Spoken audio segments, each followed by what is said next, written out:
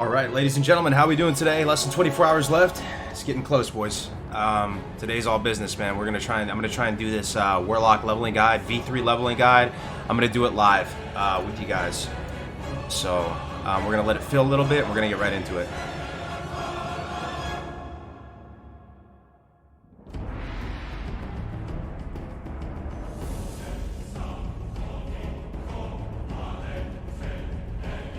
What's up, Irish, Cosmo, Happy? How's everyone doing today? Thick Meta? Good to see you guys in here.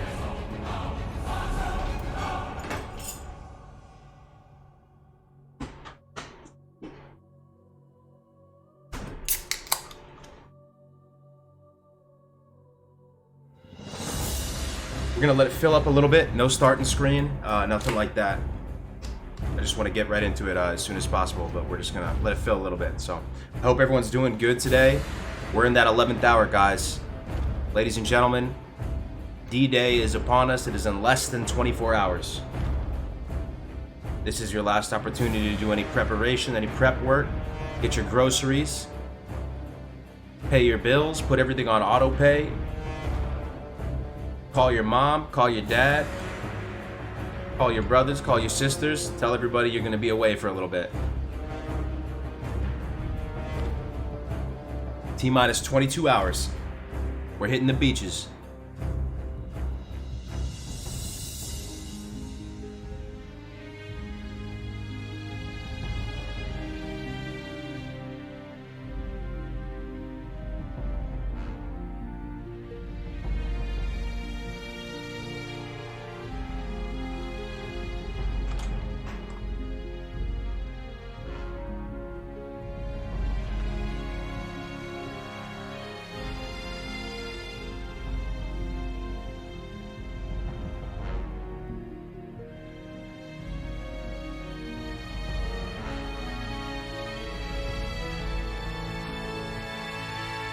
Just give me a second, ladies and gentlemen. We're just setting up.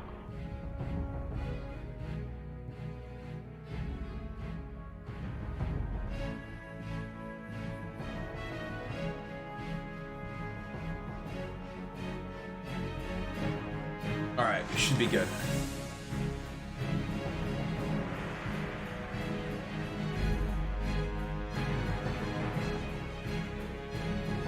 We'll give it one more minute.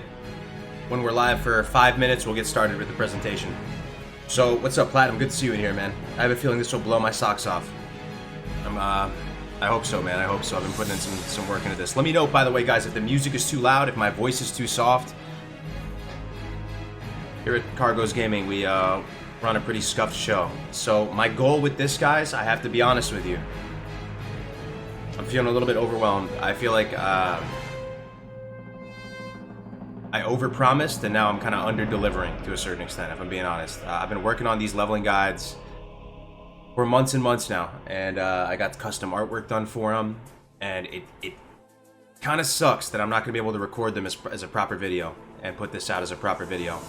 I just don't think it's in the cards right now. I'm done with the guide now, and to start the editing, just to start recording and do the editing process and go through all that, I just don't think we're going to make it. So we got to kind of roll with the punches here, and what we're going to do is we're going to do a live presentation of the guide, and I'm going to try and teach you guys just in my own, for whatever it's worth. I will attempt to share with you guys some of the stuff I know about Warlock, and hopefully help you guys if you want to level a Warlock in Classic, if you want to main a Warlock, or maybe you just want to level a Warlock in the future, or maybe you don't even like Warlocks, but maybe you just want to learn a little bit about your enemies, right? Hopefully this guide can teach you something. Okay, so. Alright, music's a little loud, thanks, I appreciate that feedback. If you guys could be so kind to like the stream, and maybe spread the word if you know anybody that's going to play a Warlock, as it's about to go down. So I just want to let you guys know, I've disabled alerts. I've disabled alerts on the screen, so if you do donate, yeah, don't worry about the donations, guys, because it's not going to show up on the screen. There's no text-to-speech, I don't think. Because I'm going to turn this into a VOD, right? Like I'm gonna download this after the fact, and then I'm gonna edit it, just in basic editing, throw the intro in front of it, and then we're gonna put it up as the V3 leveling guide, because time's a ticking, man. So if you do donate, I do appreciate it sincerely. But once we get going with the presentation, I'm not gonna be able to read out the donations or do text to speech or anything like that. And I hope you guys will forgive me. I won't be able to interact with the chat too much once I just officially start the presentation. So I don't mage main here, but here for my battle boy Irish too. Good to see you in here, man. Good to see you in here. Good evening. Can't wait to start my lock tomorrow. Awesome. Do we have any Warlocks in the house today? Any Warlocks? The boys in purple. Any Warlock mains? I hope this can help you guys out, man. I've been putting in some time to this. And like I said, it's kind of a bummer that I can't really properly do it and record it like my other V2 ones. But we only have a few hours left here. And I got to get some sleep at some point and try and sleep up until the launch. I still think it should come out pretty okay. So, strap in. Wrap in. If you guys have any questions too, as I'm presenting this to you, again, it's all food for thought. I don't want you guys to consider me an expert. I don't consider myself an expert. I'm just a student of the game like you guys. I'm just a dude who enjoys this game. I'm a dude who likes making slides, apparently, PowerPoint presentations. Take everything I'm gonna say with a grain of salt. Don't take it too seriously, even if I come off a little bit strong sometimes. It's whatever, man. It's just my own, opinion on this stuff. So just take everything with a grain of salt. And with maybe this guide can help you in some way, right? You can do things differently, but maybe it can still help you in some way. So just keep it in mind. All right. Give it a second here. Where can you find these presentations? Okay, that's a great idea, man. I'm gonna drop the link to the presentation in the chat so you guys can follow along. That's an awesome recommendation. Thank you for that.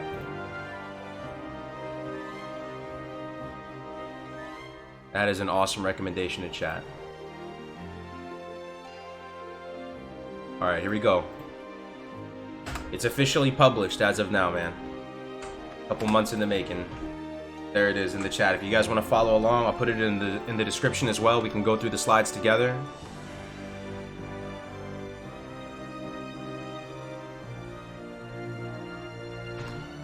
And as of right now, it's officially published, man. So.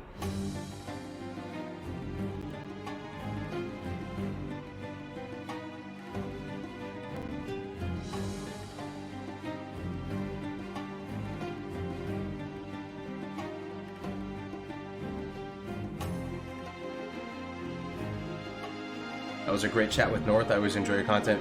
Appreciate it, Crepe. That was fun. Yeah, we just did Magus Cast with North over at North's channel. We did the CWL hype stream this morning. It's a busy day, guys, and I just know it's already, what is it, 5:30 right now, man. I'm not gonna have time to record it all and edit it all and export it all and publish it to YouTube. It is what it is, man. So again, I want to apologize to everybody. There's more people coming into the stream. I do feel like I've sort of over-promised and under-delivered here with regard to the V3 leveling guides. I have been working on them. Time out in London kind of was a curveball thrown at me, but we're still gonna get around to them and put them out. It's just probably gonna be after launch for the other classes, but we're gonna do Warlock right here, right now.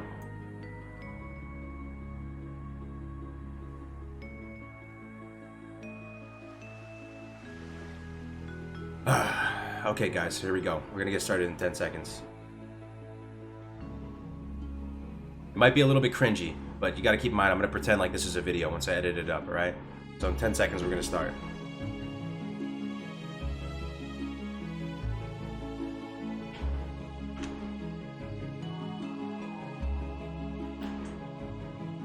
Greetings, ladies and gentlemen, and welcome back to another World of Warcraft Classic Guide. My name is Cargos, and today I am proud to present to you guys a version 3 Warlock leveling guide. Thank you for joining me today. I just want to first, as a disclaimer, say that I'm a student of the game. I'm no expert. I'm just like you guys, just playing the best game ever made, a game that I really love playing, and I'm just still trying to figure everything out, just like you guys. So take everything I say with just a grain of salt. It's not that serious at the end of the day, and just do what you will with it. And hopefully you can come away with this with a greater understanding of the Warlock class, and maybe it's going to help you level in some way. So here it is, guys. Here's the table of contents. Class introduction. We're going to go through the Warlock tools. We're going to go through gameplay fundamentals, the Warlock's professions. We can talk about a little bit. dual leveling combinations, the Warlock's demons, the Warlock's talents, rotation, leveling gear, all that good stuff, right? So I just want to quickly shout out the Warlock Discord. Big shout out to the Warlock Discord. Big shout out to Dive. Big shout out to Anarva, Goetia. You guys really helped so much with putting this together. I really appreciate your efforts. I'm not very quantitative, so when it comes to a lot of the quantitative stuff, you know, I had to lean heavily on some of these guys, and just some of them were also on the beta as well, testing things out, and I do really appreciate it. So if you are playing a Warlock in Classic, I definitely recommend you to join the Classic, the official Warlock Discord. The link will be in the description below. So big shout out to these guys. All right, so we're gonna go over to a class overview. We're just gonna talk about Warlock leveling, broad strokes here. Okay, guys, just broad strokes. We're talking about Warlock leveling. Warlocks are really cool in the sense that you can play them in a variety of ways. You can use different pets, you know, that matches your own personal sensibilities. You can use different variations of the rotation. The talents are pretty flexible. There's a lot of different playstyles that are viable, right? To know which one is like optimal is a gray area. It's tough. It's tough. You can go back and forth for so long, you know, trying to share builds and ideas and stuff, but it's tough to say which one is 100% optimal. Now, we're going to share some recommendations in here, and hopefully this guide is going to present enough options for you that you can make that choice yourself. You can choose, hey, you know what, I like drain tanking with the Succubus, and you know what, I kind of prefer the defensive capabilities of the Void Walker, and I'm kind of like the tortoise in the hare. I like being a little bit, I like having more defensive options, because that guy with the Succubus or the Imp out, he might die, and I might, you know, outpace him in the long run, right? We're going to be talking about, you know, single target damage dealing. We're going to be talking about multi-dotting. Pretty much everything, guys. It's going to be a big knowledge dump, but that I do want to stress that point, that they're a class that you can pilot effectively in many different ways. There's very flexible playstyles, and I would categorize them as a tier 1 leveling class. So they're pretty fast at leveling. They are a pet class, so with that comes certain advantages, being able to juggle, you know, bounce threat, juggle threat back and forth. Okay, when I look down to that third paragraph, we're not going to read everything verbatim here. But here's one thing that Warlocks really excel at. They're probably the class that does it the best. You know, there are other classes that can convert mana and health, or generate mana and health on demand, and manipulate resources on demand. But Warlocks are kind of the kings at doing that. When it comes to managing resources with a fine-tooth comb, they have many ways of converting health to mana, of converting mana to health. Many tools out there that allows them to really optimize their reservoirs of resources, so they can like sustain combat longer and longer, right? More and more efficiently. So some of these abilities include Life Tap, drain health, drain mana, improve drain soul, that soul siphon buff you get after with the imp drain soul, Dark Pact, Hellstones, lots of options on the table. Another really cool thing about the Warlock class is that there's a huge breadth of abilities. They might have the most abilities out of any class. If maybe with the totems might be kind of an exception, but you need a lot of binds if you're going to play a Warlock. You need a lot of binds, and you have a ton of different abilities. Okay, there's a ton of different abilities, and like I said earlier on the Magus cast today when I was doing it with North, I can think of use cases, real, viable, useful use cases for pretty much every Warlock ability in the game, including Soothing Kiss, including Enslaved Demon, including Curse of Doom, pretty much everything. Curse of Weakness, man. Pretty much all of the abilities are useful in some capacity, really useful. So that's pretty much it as far as the overview. Let me skim through this. So let me read one sentence here that I like, just to make the point a little bit stronger here. There are many ways to effectively pilot a Warlock, and this flexibility to me is one of the coolest aspects of the class. Whether you're a player that prefers increased single-target kill speed at the expense of defense, or someone who prefers increased multi-target proficiency at the cost of single-target offense, the Warlock class has something to offer everyone and will allow your personal sensibilities to shine through your play. Can't stress it enough. Moving on. Next thing up, Warlock's leveling strengths and weaknesses. As I mentioned before, flexible talent builds, flexible play styles, large variety of abilities. Dots are the most mana-efficient form of damage. It's like an investment, right? Elegant weapon progression through wands, low gear dependence, You can sustain combat indefinitely, and that's really not a meme. You know, if you're playing it pretty well and you kind of know what you're doing, you really could. As far as like a single target type of deal, you could totally sustain that indefinitely through a variety of different ways, whether it be using, you know, improved cursive exhaustion and using Dark Pact and just getting that infinite value loop, or just veering things off into perpetuity, or just using your Voidwalker or Succubus in a way where you end the fight in sort of a resource. Again, a zero-sum gain. You didn't lose any resources, you didn't gain any resources. It's totally sustainable. Can generate health or mana on demand. Solo wipe prevention, and this is through the form of Soulstone, which you acquire as you level. Strong AoE capabilities. This is something I think people sleep on. The Warlock's AoE potential. We're going to talk about that as we get a little bit further into the guide. Warlocks are have strong AoE capabilities, and those AoE capabilities can be enhanced through talents pretty significantly. So we're going to be talking about that. High group utility. Man, do they have high group utility. Man, oh man. Warlocks are just bursting from the seams with utility. Let me tell you, man. Let me tell you. So, when it comes to raiding, when it comes to being in a dungeon, when it comes to being solo, so much utility. I really mean it, man. I really mean it. Even when you're raiding, like and the Fell Hunter, this little guy you see on the screen right here is you can't really see him because he's all the way on the right. Let me move him over. This guy right here is a boss. Fell Hunter is a boss. PvE, PvP. He has a baseline high amount of resistance. He's basically like a little mini priest and a mini mage combined. You have Imp CS and a little lockout attached to it. So the Imp CS is a blanket silence. You also have offensive and defensive dispel, so you can remove remove stuff that's beneficial to your enemies, like an ice barrier. You can devour it off, and it heals him when he devours it off. So he like rips the buff off, and it like feeds his fell energy, and he gets his health back. Or he can remove stuff that's harming you or your allies. So you can remove a fear off your healer. You can remove a fear off yourself, a polymorph off yourself. So this little guy is a beast. And then raiding, also high impact too. It's also why I prefer SM Ruin. This is going to be on mainly leveling guides too. But if you factor in the huge diversity of Warlock abilities, you just see some crazy utility baked into the class. I really love that about the class. So kind of a more,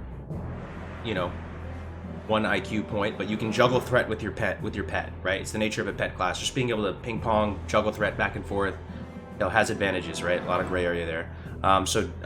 Strong crowd control, seduction, fear, and pet. So you're juggling with pets. You have, or your pet can control, like your Voidwalker can control one target or multiple targets. You also have seduction, which is the charm, is to seduce from your succubus. You also have fear. So this is one thing I also think Warlocks, people sleep on Warlocks about when it comes to crowd control. How many times, as a best practice, you hear people say, "Yo, don't use fear in a dungeon. Don't use fear in a dungeon. It's bad. Fear is a liability in a dungeon, right? Fear is a liability. It can be, absolutely. But there's also an ability called Curse of Recklessness, which can draw the mob back to you if you apply it to a feared target. So you're going to fear it off in an RNG direction. But if you have your finger on the trigger, on the Recklessness, and you're super attentive, and you see that mob, the second it starts moving in a disadvantageous direction, you snap to that Recklessness, you can drag them back, right? And you feel like a puppeteer when you're in dungeons and stuff. The crowd control is dope. Seduction, man. Seduction is really good. It's something that is actually pretty reliable. Again, only usable on humanoid targets, but what's a dungeon that doesn't have any humanoids? There's humanoids all over the place, right? So the crowd control is really nice. When you have one target seduced and one target feared off in a random direction, man, you feel like a puppeteer. All right, world PvP powerhouse. Warlocks, man, they just have so much gas. They just have gas for days. It's so hard to outgas a Warlock, man. Especially if you're a class that can't purge, you can't offensively dispel, like priest can, right? Another Warlock can with the Fell Hunter. Shamans can too as well with literally the ability purge. But if you don't have one of those and the Warlock has the Woodwalk route, especially if it's Feldon Master Summoner, you can resummon another one and sack it again. Dude, that's Nicky Night Night right there. You're not gonna outvalue them, right? If you can rip it off, then you're kind of in the money, right? You're in the money, but even then, dude, Warlocks can just straight up trade in your face. If a Warlock has spell concentration, oftentimes he just dots you, he just sit there right in your face and he'll just drain life you. Just right in your face. He'll just right in your face, dude. Drain life you right in the face, and you can't trade with him. They'll just outvalue you. And then if you do kill him, he comes back with Soulstone. And then Soulstone's not the type of thing where you come back with like 5% health. You come back with a nice little juicy chunk of health and mana. So if you do end up taking that Warlock out, he's gonna pop back up and he's gonna kill you. So That's World PvP Powerhouse for sure, and many different styles of PvP as well. You can go that Destro Glass Cannon with the Succubus. You can go heavy dot damage and go kind of an SM Demonology build, or you can go my personal favorite, Soul Link, and Soul Link Shadowburn is my favorite spec out of those. So World PvP Powerhouse, absolutely. I think they're the heavyweight champion. Rocky Balboa, 1v1, pound for pound, pound for pound champions. White Prevention, we talked about that. Free mount at 40. It really is a free mount at 40. Whenever I say free mount at 40, I get a lot of comments. People saying, it's not a free mount. You have to go to Dire Maul. No, the 40 mount is free. You just have to go to Ratchet and turn it into the guy. You get the mount. All right. Strong duo levelers. I know duo leveling is kind of a trending thing in the meta. Okay, we're good. Yeah, so duo leveling, they're super strong at duo leveling. You know why they're super strong? Because they have all this utility that they can offer their partner, right? The White Prevention on a healer, that actually has a baseline res, Hellstones, all that good stuff, right? Buffs, you can get Blood Pack. There's a bunch of things you can add to your partner. But Life Tap is a really essential reason why they're very strong duo levelers. Their damage gets accelerated if you can get healed. You pretty much have unlimited power if you can get healed.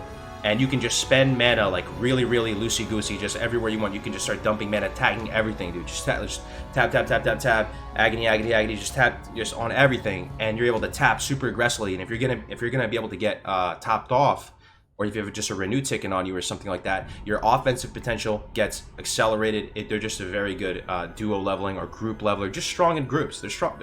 Warlocks are just strong, man. Warlocks are just strong. So that's some of the strengths. Now we're gonna go off to the weaknesses, because it's not all, it's not all rainbows and butterflies. Okay. Not all rainbows and butterflies. Okay. So now we're gonna go on to weaknesses. Low mobility. They have no talents. They have no abilities that boost their movement speed in any way. You are, for all intents and purposes, a potato. So something to keep in mind, and you're susceptible to potentially getting kited. Warlock's kind of that defensive class. They kind of have like a turret. They kind of have like a turret kind of style of gameplay, right? They kind of just hold their ground. They dig deep, and it's tough to run away as a Warlock from someone. You can do it. Of course, there's ways to do it. You can fear someone off into oblivion, run away, drop combat, mount up, get away. You can seduce someone, run away, and then so this is when you see low mobility, you're gonna recognize, a really big value add for items like gadgets, items, consumables, offense, whatever it is. That's going to be control related, right? So even just Skull of Impending Doom for the speed bonus, nifty stopwatch, swiftness potions, right? Even if you just want to Netomatic someone. Netomatic can be a liability though, because if you Netomatic someone and it backfires and it roots you, you have no way of getting rid of that root, and you're stuck there for like 30 seconds and you're dead. So you can have a spider belt to help with that, but mobility is a potential issue here. Next thing is Warlocks get off to a slow start. I used to think Warlocks were like the fastest class out the gate, because they get a pet so early, right? You would think, dude, they get a pet so early, way before Hunters, dude. They're the fastest class.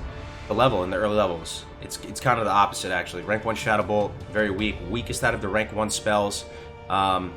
Also, dots are susceptible to overkilling mobs, and unless you just have way too much time on your hand, it's hard to go out there and find the actual breakpoints of how many dots it takes to extract full value from dots and kill stuff. So oftentimes you end up overkilling stuff with dots. Secondly, you have to just sit there and cast. Like, you're not very mobile as you're dealing damage. A hunter can auto shot and stutter step and move in a productive direction. Warriors, melee classes, they can attack and move in a productive direction. Even mages, they do big damage in like high tempo bursts, and then they just go about their day. So they kill stuff super quick and they go about their day. Warlocks are sitting there hard casting immolates and corruption in these early levels, and they get off to a slow start. They do. You pick it back up a little bit, soon after. Once you get that Void Walker, once you get that wand, you're gonna be smooth sailing, right? But in terms of those early levels, they actually have kind of a rough time, I would say. Just my personal opinion. All right, so what I said before, damage over time spells are highly susceptible to overkilling, as it's difficult to know lethal damage breakpoints. On the same note, damage over time spells are so good because you invest into them and they can get you ticking back to your natural spirit-based mana regeneration, and you're still doing damage while you're just passively regenerating. So they give you a lot of bang for your buck, right? But it's just two things to keep in mind. All right. So next thing is Warlocks have a lot of necessary abilities to train, which can be quite costly. That is very true. Lots of grimoires for your pet. So even though you get this free mount at 40, it's kind of balanced around the idea that you have to spend all this extra gold buying grimoires for your pets, right? You don't have to buy all the grimoires, but you kind of have to buy a good amount of these grimoires, dude. A lot of these grimoires are actually pretty good. We're going to go through it. I have the ability progression in there as well. But you got to get not only your skills, but your pet skills. You can skip ranks of the pet skills and buy just the higher rank grimoires later on if you want to just kind of cut corners a little bit. But just something to keep in mind. All right, big one here. Warlocks suffer from a lack of inventory space. This is a big issue while leveling. Hold on, sip of water.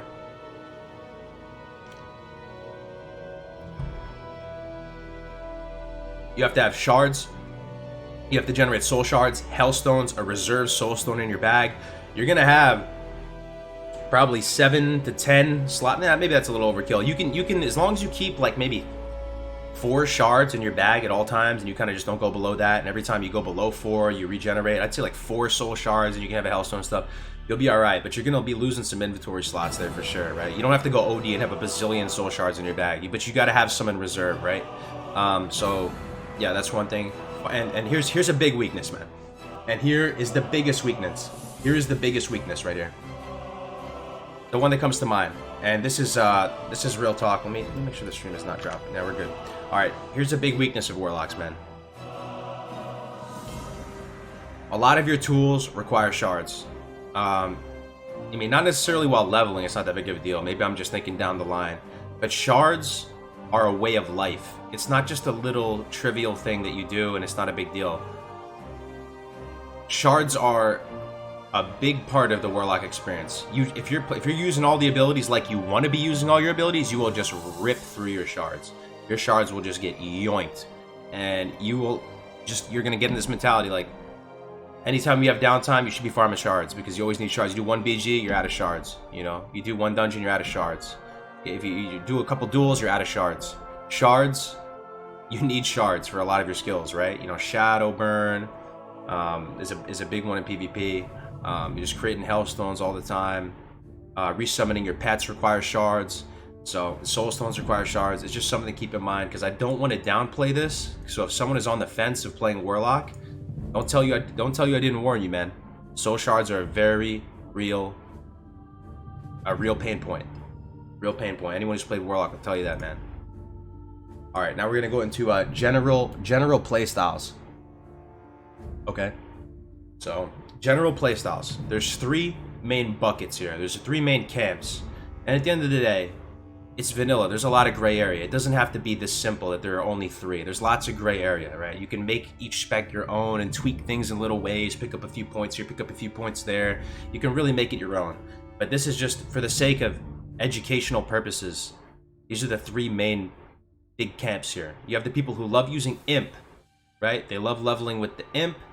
And the Imp does, when I haven't calculated it at every single level range, but I'm almost certain that there's going to be certain level ranges where the Imp is doing more damage in your Succubus, and certain level ranges that the Succubus is doing more damage in your Imp.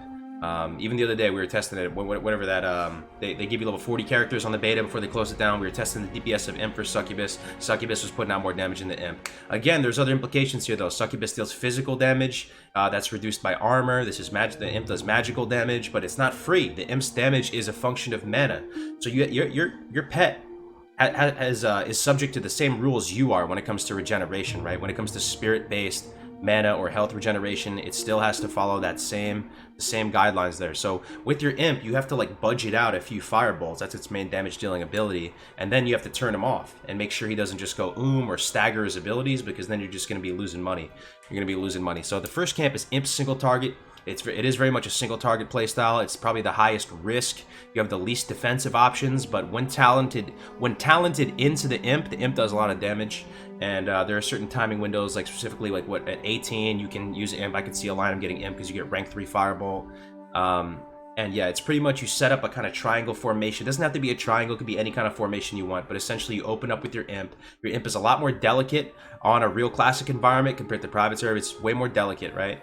But you can still, if you have Blood Pact on and you get a little bit up there, you know, even just like 10 plus, he can take some hits. You know, it's okay. You just have to be sure to keep his health in mind. It is kind of low. So you have your imp open up on the target, cast a couple firebolts, you strip it off. You can time when you want to strip it off based on the mob's health. The mob will transition targets from the imp to you, start running at you, and then at this point you can either choose to wand or drain life it, or do anything you want. But usually it's either wand or drain life, depending on how good your drain life is versus your wand. You're going to get new ranks of drain life, you're going to get new wands. It's just something you have to make these judgment calls. And a lot with Warlock, we're going to have some data here to kind of suggest certain rotations to you guys, but it's something you're gonna have to go with feel. You have to go with feel a lot too. There's a lot of feeling when you're playing the Warlock. So let me see if I'm missing anything with Imp's single target. Yeah, you kind of rapidly kill single targets. It requires a lot of finesse for sure, because you have to actively manage your pet's mana regeneration. That is kind of a big deal. You know, I often put in the rotation like in these early levels with the Imp, because I do use Voidwalker from 10 to 30 roughly. The Imp, I'll say, you know, I'm going to budget 2 Firebolts with this guy. I'm going to budget 3 Firebolts with this guy. So you make sure he does 2, and then, you know, you shut him off. Or you make sure he does 3, and you shut him off. And it's easy to let him go. If you forget for a second and he staggers a couple more Firebolts, the dude's out of mana, and it sucks. So there's some micro involved here. He also is not really going to be doing much for you other than giving you a little bit of health when it comes to defensive options. So just something to keep in mind. The next camp is Voidwalker multi-dotting. So Voidwalker multi-dotting, this playstyle from 10 to 30. 10 to 30 just based on my subjective, you know, personal experiences. From 10 to 30, the Voidwalker, his Torment ability, which is like his pseudo-taunt type ability, his aggro, his threat generating ability. He has 2 threat generating abilities. We'll get into it later. He has Suffering and he has Torment. So Torment, from 10 to 30, from rank 1 to rank 3 Torment, you get Torment every 10 levels, 10, 20, 30. They, well, the first 2 Torment levels, sorry. So Torment 1 and Torment 2. They're cheap enough that you can just keep him on auto cast, and he's still going to be mana capped, and it's not a big deal. That's very different from private servers. In private servers, Torment is costly to the point where you can't use stuff like Consume Shadows. Anyway, with the Voidwalker, what this consists of is you pretty much have the Voidwalker on one target, you dot it up, you get it into a position where your dots are going to extract maximum value, and then you can go to another target and open up on a second target with more of a single target rotation, get all your dots up on that, then you can choose to Drain Tank or Wand that one, and you're hopefully going to be killing 2 targets at the same time. Now, if you're some pro, if you're kind of pro, you want to get more fancy with it, you know, once you get Suffering up, which is its AoE taunt, it's on a, I think it's a 2-minute cooldown, the Suffering, you can actually get a third mob as well, and Suffering generates enough threat that it will hold that third mob for quite some time. So you can dot up a third mob too and kill 3 at a time. You can almost use it almost like a pseudo kind of Blade Flurry type thing. It takes a little bit of finesse, and you're in a spot where oftentimes you attempt it and then you end up spending more resources than you initially wanted to, because you can easily kind of misplay. I'd say the safest bet is if you're going to Voidwalker multi-dot, kill 2 targets at a time. If you're going for 3, maybe you can and have something feared off in the distance or something like that, but you run the risk of spending too many resources and not being in like that sustainable kind of that sustainable equilibrium. Now at the same time, if you're an aggressive player and you want to buy max strength water every 10 levels at 5, 15, 25, 35, you want to buy all that new water, max strength waters, and you want to dump mana, that's something that it's hard to quantify the efficacy of that. You know, there is a line where you dump mana, and if you get like a fresh new rank of water, like level 15 water, level 25 water, and you want to dump and kill 3 targets at the same time and just sit down and go for a hard drink with max strength water, that could be like really efficient too. Again, a lot of this stuff comes down to feeling. So the multi-dotting, you're killing a couple targets at the same time. Voidwalker, many defensive capabilities. Many defensive capabilities. You have that Suffering, like I said before, so he can rip if you face pull something like off to the side, and you know, you want to get it off you, the Voidwalker could Suffering, or just tap it with an auto attack or whatever and get it off you. But Suffering is pretty useful. Obviously, Sacrifice is a huge one, and I love Voidwalker is my preferred pet of choice as an all-around just good, like that's the pet I want out in open world PvP. That's the pet I want out. Some people like some people like Succubus, right? But the Succubus seduction shares DR with your fear. So yeah, you could seduce someone, but then you open up on him, you put a bunch of dots on him, then the seduce is kind of potentially useless, and now your fear is DR'd.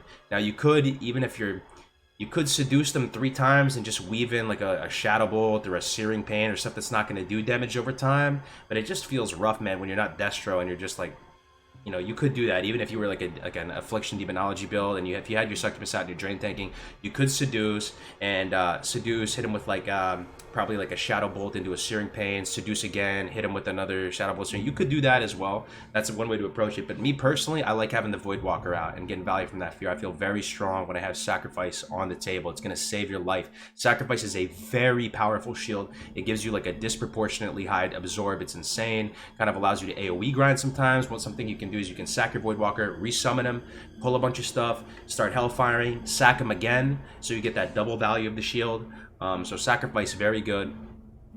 Consume shadows is other. We'll get into that more later. Sorry, we're gonna get into the pet abilities later. The next kind of camp, and it's a very exciting kind of change in the meta of Warlock leveling. I'm referring to Succubus drain tanking with or without Dark Pact. Can be doable either way, but it really feels like it comes online once you get that Dark Pact, dude. Dark Pact, sleeper cell ability. A lot of Warlocks sleeping on that, man. While you seduce the Soulfire, not when you're leveling, man. You get Soulfire. What level do you get Soulfire? Let's look at what level you get Soulfire. Let's look at what level you go Soulfire, man. Yeah, you absolutely can Soulfire, but you get it at 56. You get Soulfire at 56. So, and it's not something that I would want to do while leveling necessarily on a mob. You wouldn't want to seduce it and open up with Soulfire. In PvP, absolutely. Absolutely. You can Soulfire into a Searing Pain, into a Shadow Burn. Absolutely. This is a leveling guide. Okay.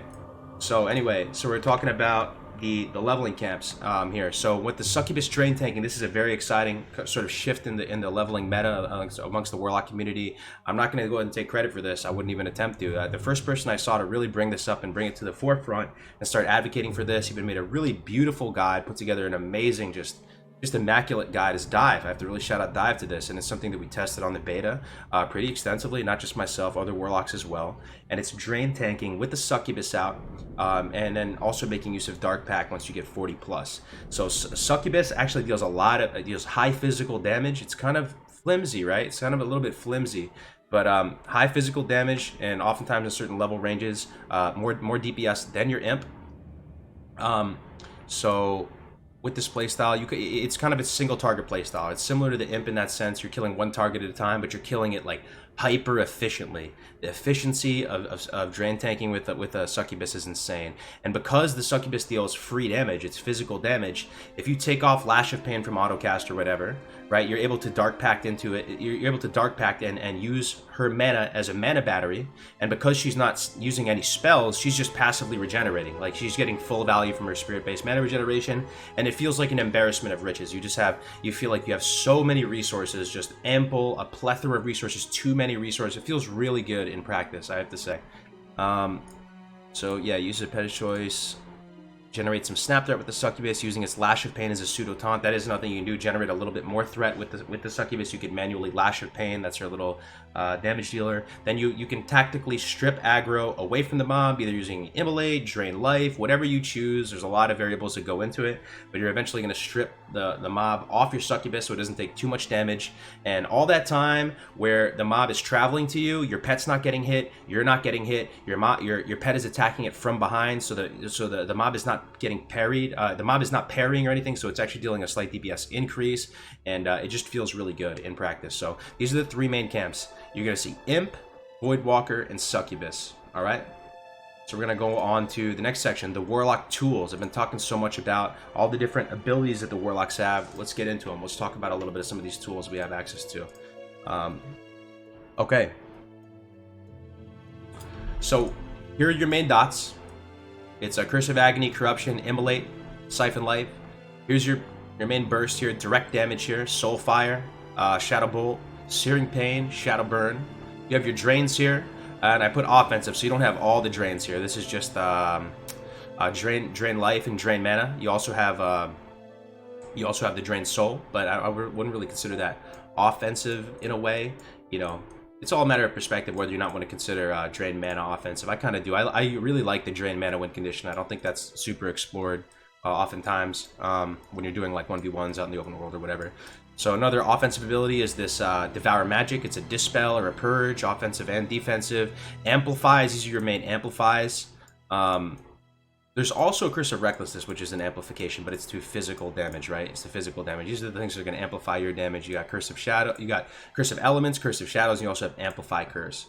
Alright, so moving on to defensive abilities. Soul Link is damage mitigation. You have 3 absorbs. You have Sacrifice, Spellstone, and the Shadow Ward, the Shadow Absorb.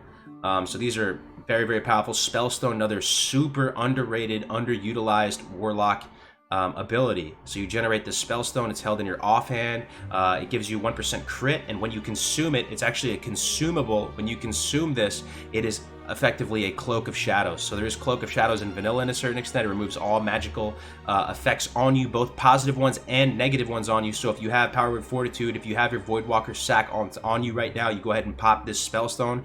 You best believe it's not only going to remove the bad stuff, it's going to remove the good stuff. So something to keep in mind. Spellstone, amazing, amazing ability. So good in PvP, I have to say. When talented into, it's 1100 absorb. So good. This absorbs shadow damage. A lot of shadow damage in vanilla and PvP. Really good ability as well. Wipe prevention through Soulstone. Damage mitigation. I don't know if this is damage mitigation. I don't know how you would... Probably not damage mitigation. It's a matter of perspective. Hellstone and Drain Life. You guys know what they do, right? Pet Resummon. Fell Domination. Very good talent we'll get into later. AoE Threat Grab. That's Suffering. Sustain tools, yeah, we got Drain Life, Drain Mana, and Drain Soul is a sustain tool if you get improved Drain Soul and you want to sustain and get that Soul Siphon buff and sustain that way. Different strokes, different folks. It's something that I've not a huge fan of personally, but it's something you could definitely do. Taps, so you have multiple taps. You have Dark Pact and Life Tap. Dark Pact converts mana from your pet into mana for yourself. Life Tap converts your health into mana for yourself. Pet healing, you have this Siphon Life, I think it's called. What is this called? No, Health Funnel, sorry. Health Funnel and First Aid. These are pet healing options as well. We'll zip through these. Key control abilities, so Fear and Curse of Recklessness. I referred to this earlier. So you can fear stuff and then recklessness it. If it's going in a bad direction, it'll come directly back to you. It'll just cut a beeline straight back to you. You have Seduction, Seduce. Right, you also have Banish. Banish, actually very good in PvE and PvP. You can banish other Warlock demons. If it's a Fell Hunter, oftentimes you have to preempt that Banish with a Curse of Shadows to reduce its shadow resistance, because Fell Hunter has a very high level of baseline shadow resist. You also have the Howl, dude. Howl of Terror. This is an AoE Fear you obtain at level 40. This is something where if you get a lot of mobs on you, you can go and cast this and get a big fear bomb off and fear everything off in their respective directions. As far as slows, I have Curse of Tongues here. Probably my favorite Warlock ability, dude. This is probably my favorite Warlock ability right here. Curse of Tongues. I love Curse of Tongues. Absolutely love Curse of Tongues. I love slowing people's cast speed down. Maybe it says something about me, man. I'm kind of weirdo like that. On Hunter, my favorite ability was Viper Sting. I like Viper Sting. I like taking mana. I like taking slowing down attack speed. You know, not the flashiest ability, right? A lot of people might like Soulfire, Pyre. I love Curse of Tongues, and I plan to make full use of this. You can't amplify Curse of Tongues, though, unfortunately. You can only amplify Curse of Exhaustion, Curse of Agony, and Curse of Doom, I believe. So you also have... that's the reason why I put Amplify Curse here, because you can amplify Curse of Exhaustion from a 30% to 50%, isn't it, right? You can basically, Curse of Exhaustion, whenever you have Amplify up, is a ranged, you can apply it from range. It's a curse that applies a 50% slow. It's a very dramatic slow effect that's applicable from range. And this is, Curse of Exhaustion is really your only on-demand slow as a Warlock other than Cripple. Cripple is another one, but that's a Doom Guard ability, and it's kind of rare when you're going to have your Doom Guard out. So this is an affliction talent though. So if you're going like Soul Link, Shadow Burn, you're not going to have access to Curse of Exhaustion. All right, moving on to silences. It's not really a silence. It's kind of its own thing, but I put Death Coil in there. Death Coil is like a horror effect. You can't use fear removing effects to get rid of it. It's kind of its own thing. And then you also have Spell Lock. So Spell Lock is insane. Spell Lock makes your Fell Hunter kind of, like I said, a mini priest and a mini mage. He's kind of a mini mage in the sense that Spell Lock has a blanket silence effect to it before it locks you out of your spell. Very, very powerful ability. So good. Then we also have a mind control ability, believe it or not, Enslaved Demon. So Enslaved Demon, it's awesome, dude. You use it to enslave your Doom Guard. You can use it as a farming tool. You can go enslave satyrs in Dire Maul and go farm demonic runes and stuff like that. Get Fellcloth in Dire Maul. Enslaved Demon actually useful. Like I said, man, I'm going back to the initial statement. Pretty much all the Warlock abilities are useful, viable stuff you will actually use. No meme, no kappa. So you can enslave your Doom Guard, get access to the really powerful Cripple, which is a potential debuff that we're going to use on a week 1 Rag. You get the Rain of Fire in your Doom Guard. You get the little War Stomp effect on your Doom Guard. There's probably some really cool demons out there. I haven't really even explored all that, man. Cool demons you can enslave and have some really cool abilities on them. So, and this is something that you can improve, so it has 10% additional hit, so it doesn't break nearly as often as well. Let's see. Let's move on to the next one. So key abilities, group utility. We have damage buffs, as we said. These are kind of amplifiers. We have Curse of Shadows, Curse of Elements, Curse of Recklessness, and I don't know why I put this here, actually. Damage buffs. It's reflect damage. It's fire shield, right? You can improve it. You can improve this on your imp. It's good, like if you're duo leveling with the paladin, as I mentioned before, and your paladin's trying to stack reflect damage, right? He has retribution aura. He's getting a shield spike. He's using dragon breath chili. He's using all types of reflect damage stuff. You can give him this and just further that win condition further. It's a cool little thing you can make use of. Health buff. You have blood pack. This is an imp ability. Buffs. You have underwater breathing. You also have various levels of detect invisibility. Invisibility is different from stealth, keep that in mind. Healing and wipe prevention, Hellstone, Soulstone. You can summon people. One of the best feelings. You know, just a really big, really big ability, man. Summon is so good. If you're doing a spell cleave, you're doing any kind of dungeon cleave, if you're in a dungeon in general, if you have a warlock in your dungeon, you can just do that dungeon forever. That dungeon is an infinite value loop. Because everybody can hearth out, and you can summon everyone back, including the warlock. Warlock can summon himself back, you know. So having a warlock in the group is just massive, just so high impact. You can just choose to do that dungeon over and over and over again until Kingdom Come. So you also have Eye of Kilrog, something that people were manipulating on the beta in its early stages to make these fat pulls. It had 1,000 health. It was also able to like aggro mobs, and then after it would die, it would just pull everything and the threat would transfer over to the remaining party members. It no longer functions in this way. On the beta, it doesn't really have health. It kind of just floats around in its own little ethereal demonic plague. It can't really be detected. It can't really transfer threat. It's just a scouting tool at this point. It's a scouting tool. It's your little demonic tennis ball. Really cool, flavorful ability, and you can use it to scout. I'm sure you can use it effectively and find reasons to use it, man. Like even just like an AB or something, you want to go scout off in the distance. It moves really fast. Cool ability, really cool ability.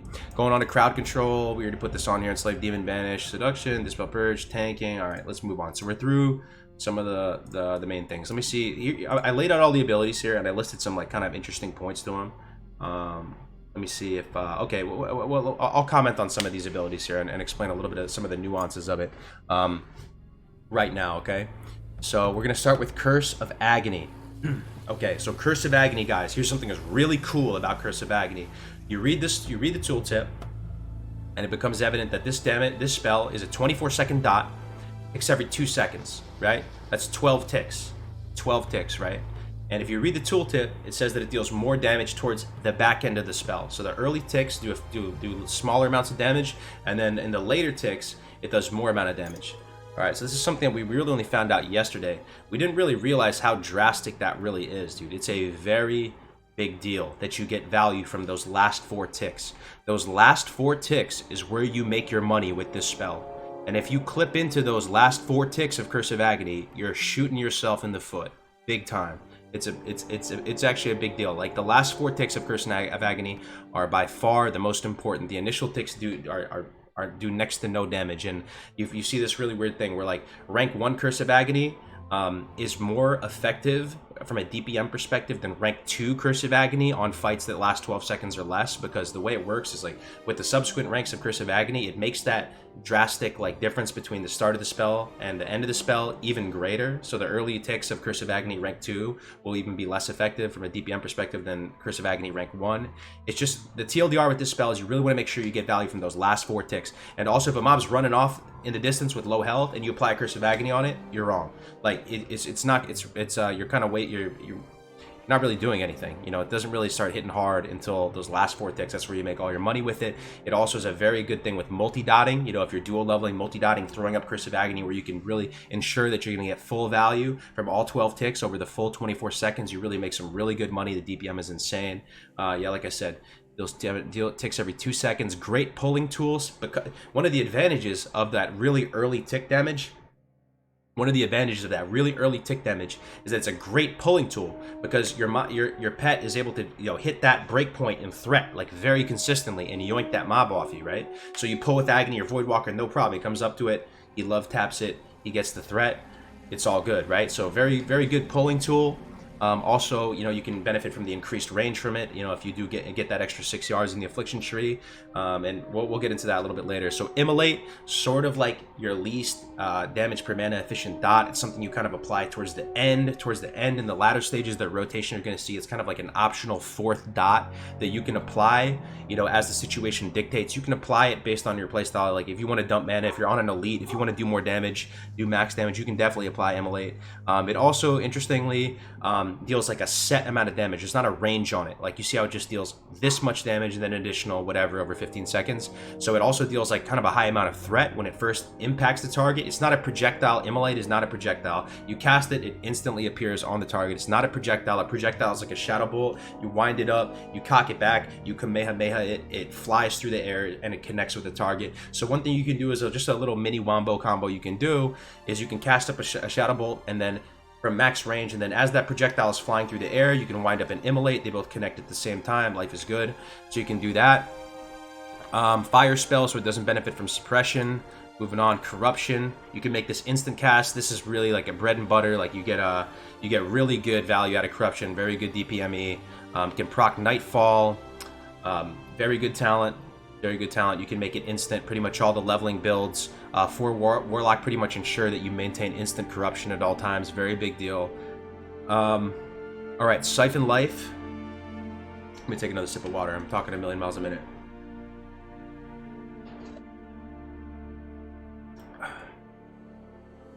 Okay. All right, we're talking a million miles a minute here, but Siphon Life takes every 3 seconds, improved by Shadow Mastery. It's kind of another sleeper cell ability. It's something like, so you have to realize that with Siphon Life and Drain Life, not only do they deal damage, but they give you health back, right? And as a Warlock, if you get improved life tap, which you should more often than not, is you're going to be able to convert health to mana at a favorable exchange rate. You get 20% extra on it because it's gonna improve the efficacy of your life tap, right? So you convert health to mana at a favorable exchange rate. So all this health that you get back from these abilities, you're able to tap into and you get more value from that. So it's tough to quantify that, you know, the DPS, HPS, overall net value of stuff like Siphon Life. It's something that in practice feels really good. It's the type of thing that you may see this as a non-Warlock and go like, yo, this thing doesn't look very good right now. I'm looking at the mana cost, like I don't know about this. I'm kind of sketched out by this. When you're actually in practice, doing your rotation, it feels good to use. Oftentimes you just need a little bit more damage or you need a little bit more healing to be in like a really good equilibrium. So it's a mana positive ability since you can tap, the health gained at a favorable exchange rate. Doesn't cause healing aggro. So on private servers, it caused the healing aggro. On classic, real classic, Siphon Life does not cause healing aggro. Big deal. So let's say, we'll make an example, man. You have two mobs, right? Attacking a Voidwalker, you throw up a Siphon Life on target 1. Target 2 isn't gonna like come to you because you have the healing aggro, you know what I'm saying? Okay. Burst damage spells, Shadow Bolt, we talked about that, high damage, 0.857 spell coefficient, 3-second base cast time, so all 3-second base cast time spells are kind of in that boat. Generates high amount of threat, deals really good damage. It is shadow damage, can be used as an instant via Nightfall proc. Searing Pain, there's a high threat component to it, has a 2x threat multiplier on Searing Pain. It is fire damage, it is a short cast. Oftentimes if you're up against a mage in PvP or something, like they're trying to lock you out from your other tree, right? So if you can just like cast Searing Pain and try and debate their CS or something like that. Searing Pain is pretty good. You can use it as your primary tanking tool if you are expected to tank. We can talk about that a little bit later. That's not as much of a meme as you might think. Warlocks can sort of tank in a capacity. So short cast, light fire damage, high threat, good finishing tool. It's also something that lines up well with like the projectiles, whether it's a soul fire or a shadow bolt. You can wind up a big soul fire, shadow bolt, cast a Searing Pain into a shadow burn. That's Nicky Night Night right there for all of your foes. Good when target is shadow immune. Yeah, so if something's shadow immune, it's fire damage, right? Shadow burn, another awesome ability. Shadow Burn is another awesome ability, I have to say.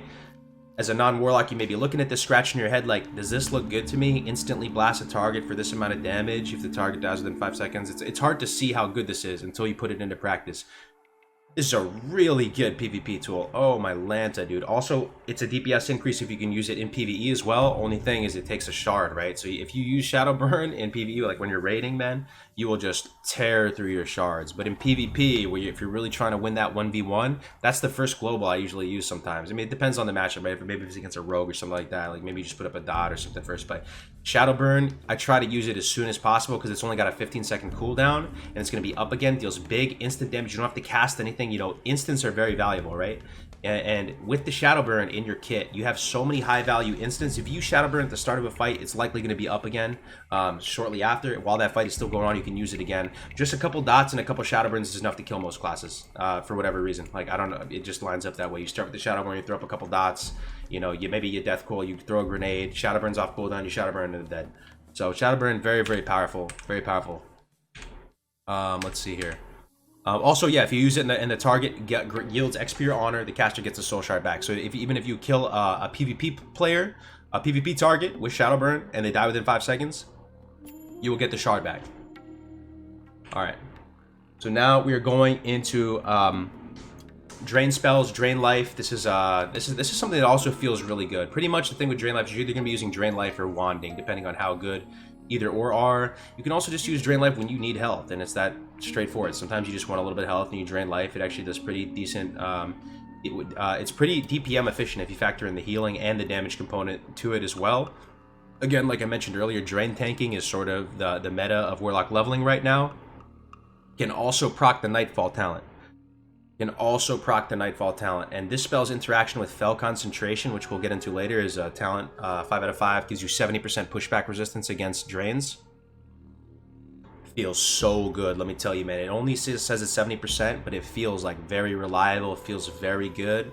So drain life, one of my favorite Warlock abilities as well. Drain soul. This is kind of trended in the wrong direction amongst the Warlock community as a sustain tool. You can get Imp Drain Soul to proc this Soul Siphon buff, which will give you this thing. It's a buff that makes you apparently regenerate a bunch of mana. It basically nets out TLDR to 5 spirit ticks, whether you're doing it inside or outside of the 5-second rule. Drain Soul is definitely something you can utilize. If you use rank 1 Drain Soul and you use it in the later levels, it does make you more money. In the early levels, if you use rank 1 Drain Soul, the mana cost of the rank 1 Drain Soul, in addition to the fact that it interrupts your spirit-based mana regeneration, often actually puts you in like a negative gain. So it's something to keep in mind. Used to create soul shards though, so that's how you create a soul shard. You have to kill the target while drain souls on it, pretty much. Okay, and honestly, this I don't even agree with. I said only rank 1 is used. Sometimes you want to use a higher rank of it. I'll just leave it at that. I don't want to get too much into it. Drain mana. This is something seems kind of underwhelming, but in PvP, it's a great tool. Sometimes you're fighting a paladin, you're fighting someone, fighting a priest, a shadow priest. Especially, I use this against shadow priests. They're fighting with you. You're trading cooldowns back and forth. You realize that your enemy is at 50% mana, and you go, all right, man, this guy's pretty healthy right now. I'm pretty healthy right now. He's at 50% mana. He doesn't have a ton of mana. You know, I'm just going to throw up tongues on him. I'm going to shift. I'm going to pivot. I'm going to switch gears, and I'm going to pivot away from that offensive win condition, and I'm going to go play the attrition game, and I'm just going to start draining his mana. I'm just going to start draining this guy's mana. And it'll add up, man. It'll add up if you get that, you know, if you keep that drain ticking on him, and, you know, drain all the mana on a priest, drain all the mana on a paladin. It's harder to do it on mage because they just have so much damn mana. But against paladin and mage, I really like it. It's hard to use it against druid because they go animal form and then you can no longer drain them and they just start ticking back up again. Something to keep in mind, health funnel. This is what heals your pet. I don't really use it that much. This is something maybe I could explore using it more. I usually just bandage the pet. You know, health funnel interrupts your 5-second rule, and you're also not doing anything offensive while you're channeling it. It's just something to keep in mind, man. Just something to keep in mind. Health funnel. Alright, next up is the amplification spells. Here we go. We're on a Curse of Elements. This is, all these amplification spells are pretty much must-have dots, or must-have debuffs. In a raid environment, Curse of Elements, Curse of Shadows, Curse of Recklessness, Curse of Elements is going to reduce fire and frost resistances, increase fire and frost damage taken by 10%. Curse of Shadow does the same for Shadow and Arcane resistances. So the weird thing that a lot of people may not realize is that Curse of Shadow increases Arcane damage as well. Not just Shadow, it's Arcane damage by 10%. Arcane damage, you guys see that, right? So interesting there. They don't do damage, so you can have this something seduced and you can throw these up on him, and it's not going to break the seduce. You feel me? Like, it's something that's CC'd is polymorphed. If it's seduce, you can throw this up on him, and that's often your little combo. You seduce him, you control him in some way, you throw up Curse of Elements or Curse of Shadow, depending on your spec, and then you get to max range and you crank up a big wombo combo on him, right? Amplify Curse, another Amplify. Again, it only works on Weakness, Agony. It works on Weakness, Agony, and Exhaustion. Alright, so Curse of Recklessness, we talked about like kind of the utility control aspect of it. It amplifies physical damage, so it increases melee attack power on the target by 90, and it increases the melee attack power of the target by 90. So it actually increases the damage dealt by that target. So there's actually a drawback to it, very much flavorful with the whole Warlock, you know, schema. But it reduces armor by 640. So that's the main value add towards you, the main beneficial thing, right? But also there's the utility aspect of it as well. Also, if something has Curse of Agony on it and you want to control it, right, you want to remove that dot, that damage over time, you can throw up a Curse of Recklessness, or you can throw up a Curse of Weakness on it, just to remove that dot so you can control it and it won't break it. Okay, a lot of talking here. A lot of talking. One take.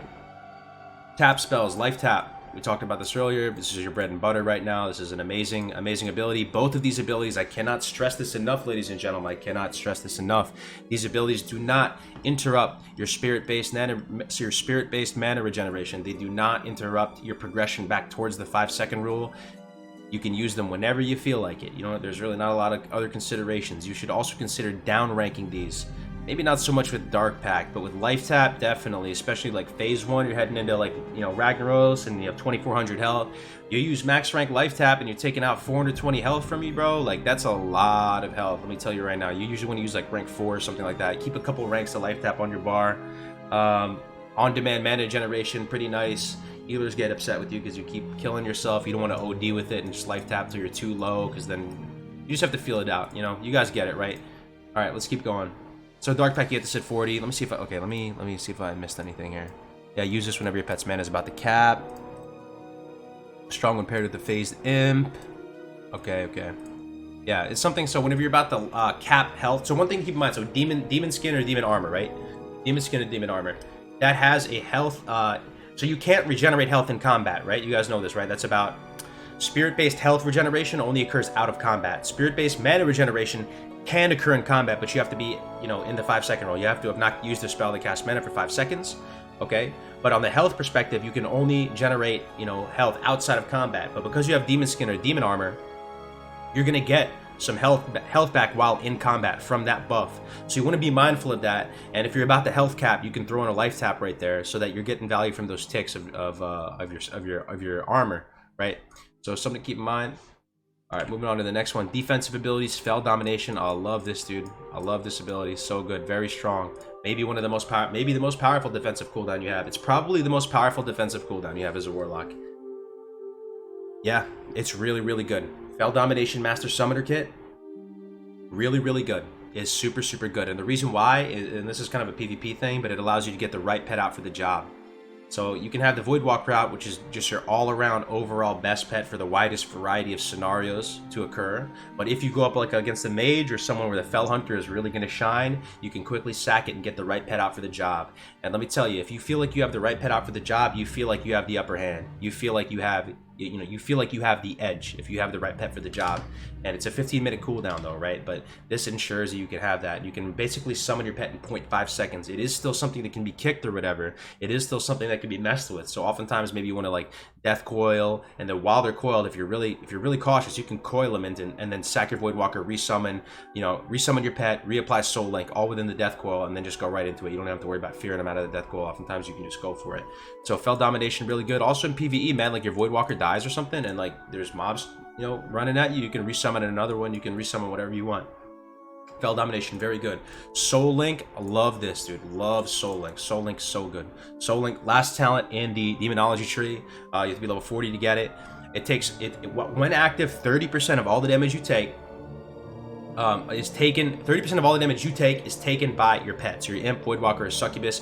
Oftentimes you get the best value of this when you have a Voidwalker. He's a big meaty boy. He can take a beating, right? So it doesn't, this doesn't mitigate damage, it just redistributes damage, right? But it's effectively, because if you do sack your Voidwalker to get value from it, it's effectively kind of a 30% damage mitigation on you, like a 30% damage mitigation. It doesn't matter if it's spell damage, if it's physical damage. This is a very big deal. It makes Warlock's effective HP so high, makes them very strong, right? And also this paired with was it Master Demonologist, you get the 10% physical, you get the 10% physical damage reduction for both yourself and your Voidwalker.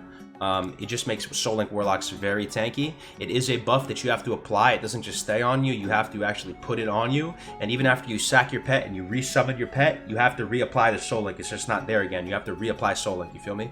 So that's something you got to do. You also get 3% damage from it. 3% damage. Look at the very bottom. Both the Demon and the Master will inflict 3% more damage. So there's an offensive component to it as well. Not dispellable off the Warlock or pet on the beta. Not something people are able to do. Which is you love to see that. You love to see that. Major Hellstone, that's your lock candy. You can keep a couple different ranks in your bag if you want. If you have Warlocks with different ranks of them, you can't all pop them simultaneously to share the same cooldown.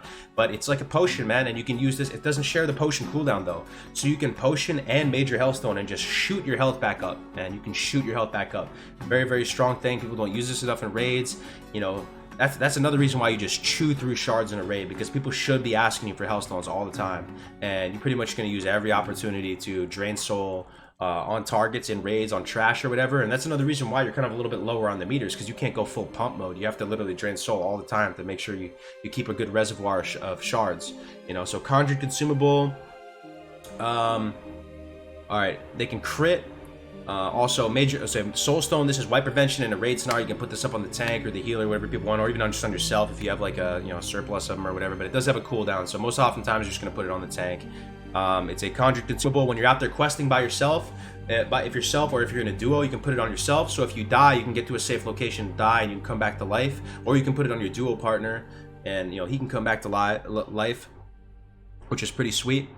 Requires a soul shard to create. You guys get Soul Stone, right? Alright, Sacrifice. This is your Voidwalker ability, the shield I was talking about for you. Major defensive tool. Really, really good. One thing you can do, even when raiding, Sacrifice is pretty useful, especially when you're going through progression and you're under geared and stuff. Like week 1 Rag, I may end up using the Voidwalker on week 1 Rag as SM Ruin, so I can sack him and get a band-aid off. You can sack him, and the Absorb obviously allows you to get off channels much better, right? You're not going to experience interruptions, so you can channel a Drain Life, you can bandage yourself, you can do whatever you want to do. So Sacrifice is very good. PvP very good. Oftentimes, you can sacrifice it as it melees up in your face, and then just try and get as much value as you can out of Drain Life, and then make use of the other stuff that isn't channeled after the shield dissipates. Major Spellstone, we talked about this. It's kind of like a Cloak of Shadows type thing. Shadow Ward, very good. Suffering, AoE Taunt. A lot of this we've already covered. Control abilities, Fear, man. Fear is good. Phase 1, no Trinkies, dude. Gonna be very limited ways to get rid of Fear. Very limited ways. You're not gonna have any of the PvP trinkets. So, Isle of Terror, another Fear. This is 2-second cast AoE Fear, right? Seduction. The Seduce on the Warlock. Death Coil, very good. You get this at what, 46? 46 you get Death Coil? I think it's at 40 some you get it. We're going to look at the ability progression in a second. Super high tempo instant cast. It not only deals a very nice amount of damage, it also heals you. So you can also just tap into it. I use Death Coil pretty much on cooldown while raiding. I know you can use it as a little bit more defensively to heal, but while raiding and stuff, I'm pretty much always using Death Coil. I'll do like a max rank life tap into a Death Coil and regenerate that health.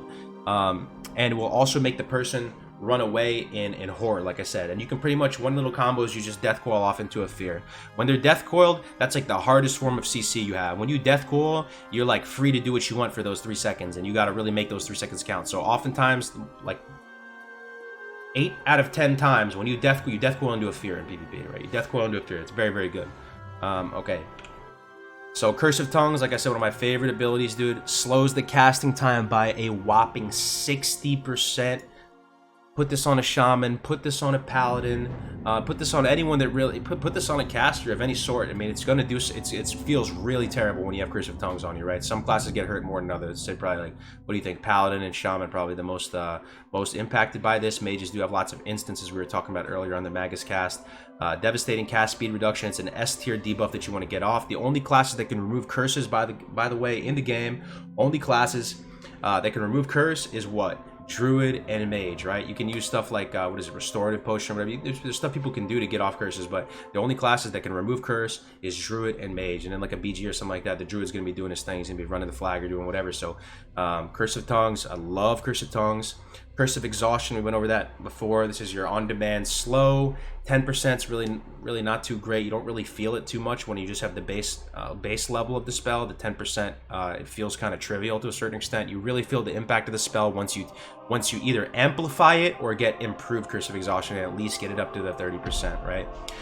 Spell Lock, we talked about this. Banish, we talked about this. Buffs, we pretty much went through everything. Okay, here's some AoE ones. We'll talk about these and then we'll be done with abilities.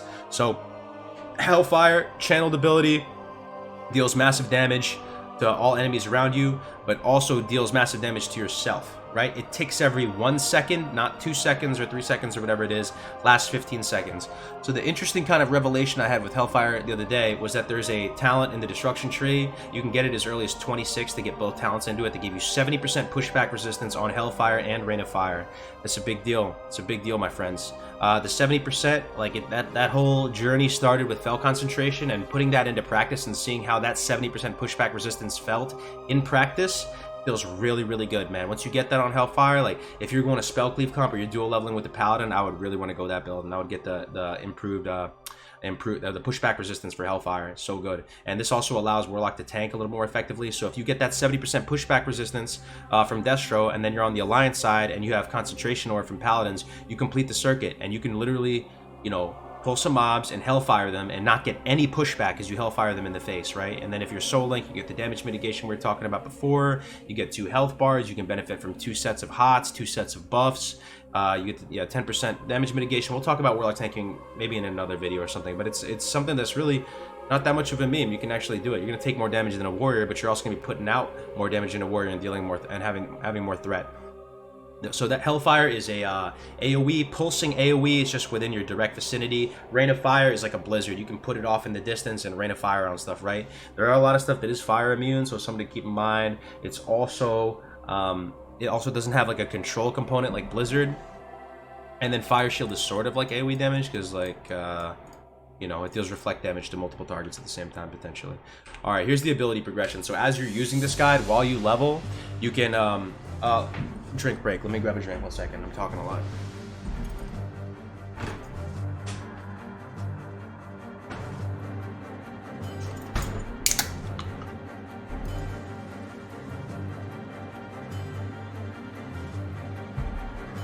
All right.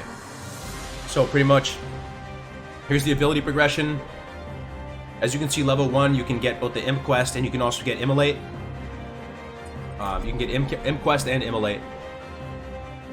If you're leveling like on fresh, you might delay yourself getting that Immolate. It's really good. Like if you were just on a clean, empty server and it's not like the server didn't just open, you have the world to yourself, absolutely go try and Immolate at 1. Super worth it. Rank 1 Shadow Bolt is a big yikes, and you can do your little wombo combo with Immolate. You can do a Shadow Bolt into an Immolate. Makes killing those low-level mobs like way easier. So good. Getting Imp super early, for Orcs at least, it's hard for me to speak for every race, just personal experience here. Not worth getting the Imp right off the bat, rushing it. You spend more time in transit, going over to it, going back. You're going to have to eventually go make that loop again, and it ends up actually just producing a slower start time if you go rush the Imp right off the bat. I'm not going to go through everything, but you're going to notice some trends here. You get Agony every 10 levels, like 8, 18, 28. You're going to get, you know, Torment every 10 levels. You just have a ton of abilities. Look how many freaking abilities you have as a Warlock, man. Look at this. All the way up to 60, man. So many abilities. So many abilities. So we're going to talk about pets now, Warlock Demons, right? So we got the Voidwalker, we got the Fell Hunter, we got the Succubus. These are your 3 main bread and butter type of like pets. You also have the Infernal and the Doomguard, which are actually viable and usable, and you should use them. But these are just the main ones, so we're going to be talking about these ones. So Orc Voidwalker quest, we'll just skip this. Torment, like I said, on-demand threat generator. It's cheap enough up until rank 3 that you can kind of just use it on autocast. Sacrifice, yeah, maybe we can just skip through all this stuff. Let me see if there's anything we haven't really covered with regard to these. Okay, Seduction is a 1.5 second cast time. So one of the little combos you're going to do with Seduction is you're going to like wind up a big Soulfire or Shadow Bolt on the target, and you're going to connect with a bunch of burst damage. You have to time the connection of your damage with the 1.5 second cast. So ideally, if you're playing like an absolute esports pro, you connect with the damage, and then right after you connect with the damage, Seduce goes off and they get immediately seduced again, and you get full value from the DR of Seduce before you transition into another line of play, right?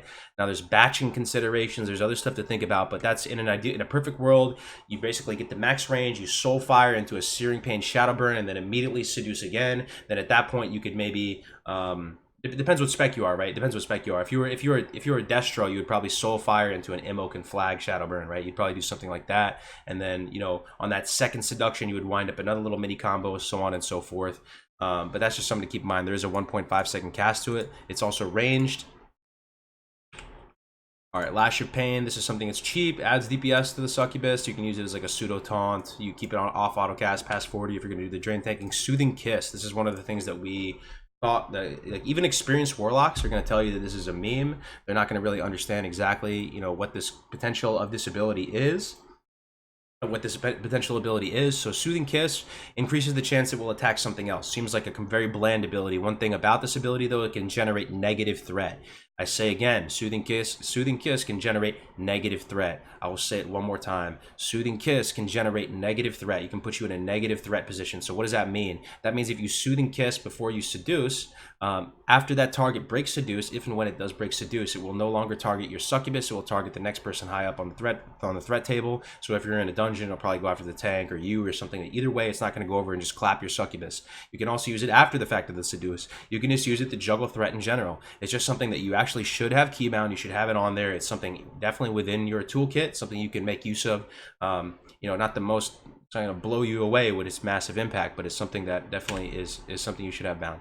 All right, the next thing is invisibility. So it's not stealth, it's invisibility. There's stuff that helps you detect invisibility. There's no cooldown. This is something that the Succubus kind of needs to, because it's so flimsy.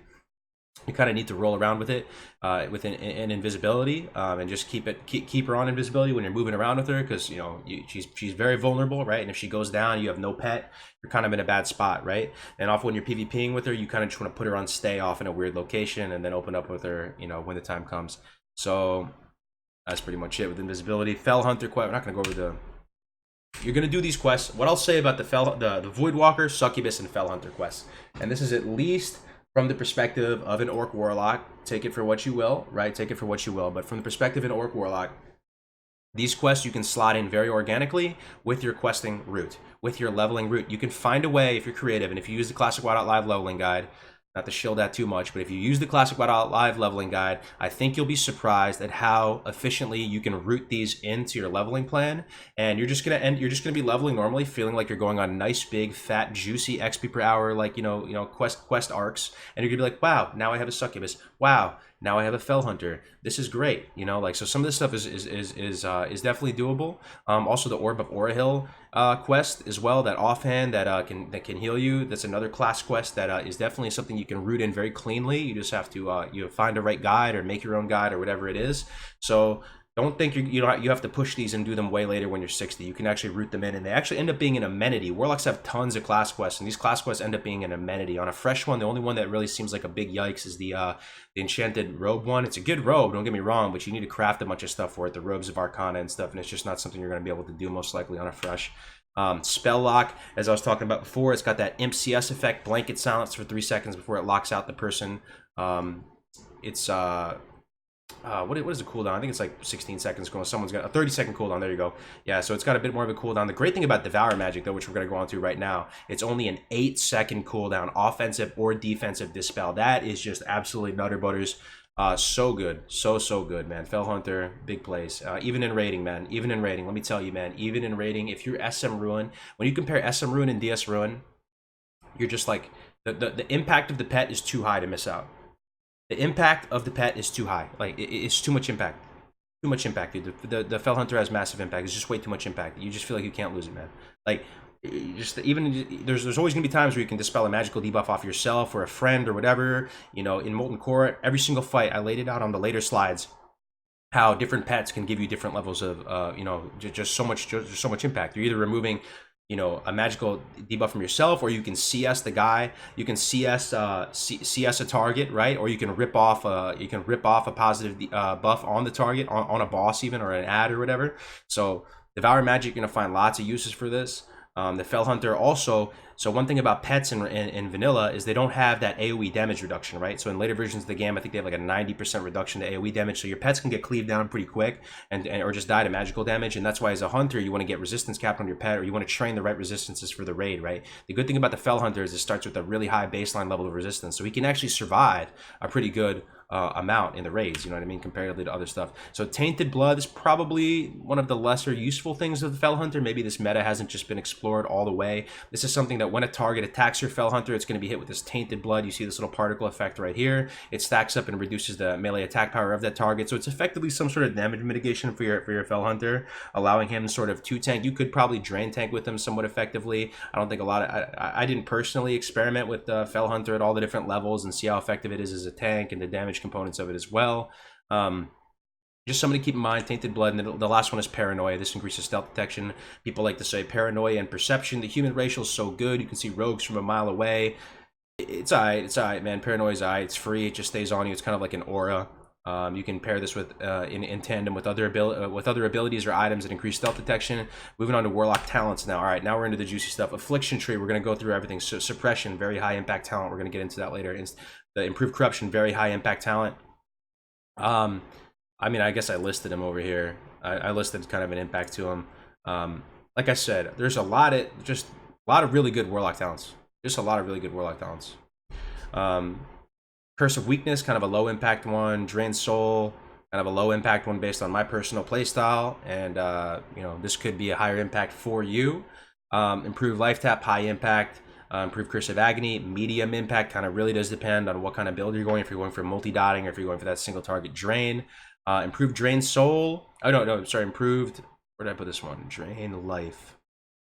This one is pretty high impact, I have to say, for you, because in aggregate, the amount of value this is going to give you across hundreds of mobs is actually pretty good. It looks like it's pretty, not that, it looks kind of underwhelming when you see a 10% damage increase and you calculate it and you're like, man, it only increases it by this much. But you have to realize it's both damage and healing. And in aggregate, if you're going to be using this 1-2 times every mob, you know, for hundreds of mobs, it will add up and it will move the needle. And it's definitely a pretty high impact thing if you decide to go Drain Life. Fell Concentration, though, oh my Lanta Georgia, this is one of my favorite talents in the Affliction Tree. So good. 70% pushback resistance. Just good in PvP, good in PvE. It's just good. It's just good. I just want to have this. Even when I'm raiding, I just want to get this. I just get this, man. Fell Concentration is just good. Like, sometimes you have to balance, like, quality of life out in the world with raiding, with PvP, and just all factors considered, Fell Concentration is the nuts. This is the one that gives you the 70% pushback resistance on drains.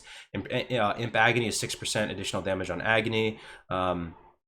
Amplify Curse, Nightfall, you know, whatever this is called, Grim Reach. This is 6 yards on affliction spells. Improved Drain Mana. This is kind of a meme. It makes your Drain Mana do damage. I haven't really figured out a use case for this so far. Siphon Life, good. Shadow Weaving, 10% damage on Shadow. Dark Pack, Exhaustion, Curse, Improved Exhaustion buffs this up to 30%. It's 10% base plus 20% from this. Ends up being 30%. Dark Pack, as we talked about. Anyway, Demonology Tree, link to the presentations in the description below. So Improved Hellstone, this is kind of a sleeper cell thing. It's good. You use Hellstones all the time. This is your main healing. If you think about Hellstone as a heal, just think about it as a heal, not a consumable. You have to just get into the mentality that Hellstone is a healing spell, and it's just sitting there. You know, you're buffing like your healing spell by a good amount. So Improved Hellstone is actually pretty good. Improved Imp is pretty good if you're going to be utilizing the Imp. Love this. Demonic Embrace, 15% extra stamina, more health on the Warlock. So good, dude. So good, man. So good. Maybe not necessarily while leveling, but especially in PvP, I love this talent, man. This gives Warlocks those ridiculously high health pools. That's 6k health pool in tier 1. Awesome. Reduces your spirit, though, something to keep in mind. So spirit is a high value leveling stat, even though Warlocks do benefit less than other classes on both the health and the mana front. We'll talk about that later. This is a Imp Health Funnel, kind of low impact, as we said before. Yeah, this is Improved Woodwalker. It's pretty high impact. Not only does it increase like the efficacy of Torment, but it also increases the efficacy of Sacrifice, and I believe Consume Shadows. I have to look at it, but either way, the Sacrifice improved Sacrifice is really nice. Fell Intellect, kind of a media impact thing. It just increases the mana pool of your pets, but again, increasing both, like increasing. This is considerably worse than the Fell Stamina, increasing the health on your pets for various reasons. I don't want to get into it too much, but Fell Domination, improved Succubus, kind of low impact. This is Fell Domination, Master Summoner. This is Master Demonology. This is what is this one? What is this one, dude? Not Master Demonologist. This is I'm trying to remember the name of this one anyway. If I forget the name of it. Demonic Sacrifice, Improved Enslaved Demon. This is potentially not a meme. We're actually going to try and implement and use cripple the Doom Guard debuff on Rag, week 1 Rag. This is something, this talent right here basically gives you 10% more hit on Enslaved Demon. And as you know, in the early stages of vanilla, Warlocks don't have access to much hit gear at all. But if you get this talent, it gives you only 6% away from hit cap. It's going to really allow that Enslaved Demon to stick a lot more effectively, and you can also maintain Demonic Sacrifice and basically be kind of a DS Ruin build and still still like perform in raids. Improve Firestone. This is something that you could implement if you were to really try and min-max and go for the maximum AoE potential of your Warlock, because it does increase fire damage done as well. Is just one of its passive effects of holding it. This is Master Demonologist, Soul Link, and then improved Spellstone. Destro Tree, improved Shadow Bolt. This makes that debuff, that ISB debuff. Bane, this is actually really good. Sleeper Cell leveling talent, very good. Bane is very good. Something I wasn't tracking before in my V2 leveling guide. This is something, another big shout out to Dive here. This reduces the cast time of Immolate, man. This reduces the cast time of Immolate. In addition to Shadow Bolt, right? So it's actually like pretty solid. Like especially if you're multi-dotting, think about all the 0.5 second savings you're gonna have across so many targets. Pretty good. This is the one that makes it Daze. I think it's Aftermath or something like that. This increases crit, Shadow Burn, improved Lash of Pain. It's kind of a meme. Improved Firebolt's aight if you want to front load damage with your imp and then get him faster, so you can have him just sit in a stationary position passively and just regenerate faster. Something to keep in mind. I think it improves the casting time by like 1 second or 2 seconds or something like that. This talent down here is what I'm talking about, though. This is the 70% pushback resistance. Oh no, maybe this one is the top one. I think it's Pyroclasm. No, maybe it's not Pyroclasm. I forgot the name of it. This gives you 70% pushback resistance on Rain of Fire and Hellfire. It's actually really good. Destructive Reach, 6 more yards on Destro spells. Improved Searing Pain gives you more crit. Shadow Burn, Ruin. This moves up. What's the baseline crit for spells? Is it 1.5? This moves it to 200, so it gives you 100% critical strike damage bonus from your spells. Then you have improved Immolate. It's aight. This improves. Ember Storm improves fire damage by 10%. This is actually really solid, man. If you sack your imp for 15% fire damage and you get this, you get a flat 25% increase to fire damage. And this is Conflag, really good PvP talent. So those are the trees, just from like broad strokes. We're talking about the trees. Hold on, it's kind of lagging for a second here. Okay, so now we're gonna go into the actual talents, dude. This is the super juicy stuff right now, dude. Actual super juicy, just juicy content right here. All right, so this is the favorite one, man. This is the favorite one right now. Honestly, I'm calling this one ahead of the pack. Drain Tanker. Shout out to Dive. Shout out to Anarvis. Shout out to the Warlock Discord. Shout out to all the Warlocks out there putting in that work for the past months. I believe in this. It feels really, really good. If I was solo leveling as a Warlock, this would be the way I would do it. So pretty much, we'll go through this as Bobo talents right now. I like going 5 out of 5 Imp Corruption first off. Some people like to bring it down 2 points just to bring it to the, I think it's only 1 point that brings it down to the global cooldown speed. Yeah, 1 point brings it down to 1.6, right? So it's close to the global. It's the most high impact point that you're going to invest in improve corruption. I like just finishing the damn thing off. It's so good having the instant corruption. Amazing. So pretty much at this point, you have a little bit of flexibility. You can pretty much hit cap yourself against targets 2 levels higher immediately, then go into improve life tap, or you can just get 2 points into suppression first, which will hit cap you against targets 1 level higher than you, because that 3rd point you're not going to get as much value, because you're going to like 1% of that hit isn't going to be that impactful. So you could go 2 point suppression and then go into 2 life tap and then get the 3rd point of suppression after. Doesn't matter that much. You're gonna, these early levels are just gonna blast by anyway, but you know, there's 3 suppression, 2 improved life tap, then you go into fell concentration right after. That may seem a little bit counterintuitive, but it's just so good, man. And here's the thing, you're not even really gonna be using your drains that much until later, but I kind of just like getting it over and done with right now. The drains are just good. You could find yourself into a sticky situation early on. You pull too many mobs, you know, there's a guy on you, your pet dies, whatever. I think just fell concentration is just so solid, and you're setting yourself up in the future so you can start drain tanking at 30. So then you get Grim Reach 6 yards, you're pulling better, you know, you just have extra range on your affliction spells. Amplify Curse, you get 2 into improved drain life. Like I said before, drain life, it seems like a meme. It seems like, damn, dude, you're doing the math, you're crunching the numbers, doesn't add that much to it. But in aggregate, across all the mobs, the hundreds of mobs you're going to be dispatching with drain life, using it every single mob, it's gonna make you a lot of money, man. It's gonna make you a lot of money. You're gonna have a good time using this. So I like Siphon Life at 30 on the dot. I was talking to Dive about this. He doesn't think it's that great. rank 1 is that great, I think it's good, man. I like it. I like it personally at 30. It feels right. You throw it on. If I had to pick 3 dots on a target, I'm more often than not being a little bit more defensive than maybe other Warlocks. I'm going to go with Agony, Corruption, and a Siphon Life. Some people would want to put Immolate in place of that Siphon Life. Some people might want to put all 4 dots on it, but it feels sometimes that 4 dots is kind of overkill. Then we get Curse of Exhaustion at this point, and then we get 3 points. We get all points into Shadow Mastery, very good. Dark Pact at 40, Nightfall 2 points up to 42. You delay Nightfall. All right, here's one thing. You may think Nightfall is like amazing. You may think Nightfall is like so good for leveling. It's a fantastic talent. Don't get me wrong. Nightfall is fantastic. It's really good in PvP. It's really good in PvP. Oh, you can't see the full talent order because it's shifted over. I'll just move it over here for a second so you can see it. All right, so pretty much. Here's Nightfall, right? You can get this a lot earlier, right? But here's the thing. You don't really use Nightfall that much while leveling. Like just on your average mob, right? 1, it just makes it instant. It doesn't reduce the cost of it. It's still going to cost you a nice little chunk. 2, oftentimes by the time it procs, the mob's like almost dead and you're trying to work your way back towards that spirit-based mana regeneration. So if you use it, you're going to interrupt it again and then you're going to kind of be screwed, you know? Like you would use it in a situation where maybe, I don't know, you're just going to move. You know, you don't mind that kind of like DPM inefficiency. Like you don't mind just taking a little bit of an L because you're just going to go back to Hammerfall and turn in a bunch of quests, right? So you're just going to Nightfall targets and just dump mana as you're heading back to turn in a bunch of quests, right? But Nightfall seems like this amazing talent you would want to rush down for. And from a PvP perspective, absolutely, is so good. But it ends up being something you don't really use that much in just your average mob-to-mob rotation. So delaying it a little bit so you can front load some of this drain stuff is really solid. Then you go work your way down to get you shave off the time, the cast speed time on Immolate, right? Because if you're using your Succubus to drain tank, which we'll get into more later, you don't really need this Imp Void talents. What are these talents doing for you, man? Like Imp Hellstones, you know, you're not using the Imp. Demonic Embrace is reducing your spirit. You're not getting this. Improved Voidwalker, you're not even using your Voidwalker. Like, what is this stuff really doing for you, right? This does something for you. Shaving off 0.5 on Immolate, man, that makes it a much more attractive spell to use. And you also get Shadow Burn, really good PvP tool as well. So I really like this build.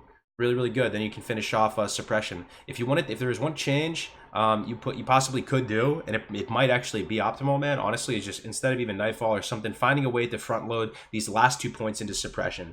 5 out of 5 Suppression is kind of the way, guys. Here's the thing. People are going to say, Cargos, I'm not really going to be fighting. I'm not going to really be fighting, you know, mobs that are super high level. You know what I mean? I'm only going to be fighting level appropriate mobs. I'm only going to be fighting mobs that are like 1, 2 levels above me at max, right?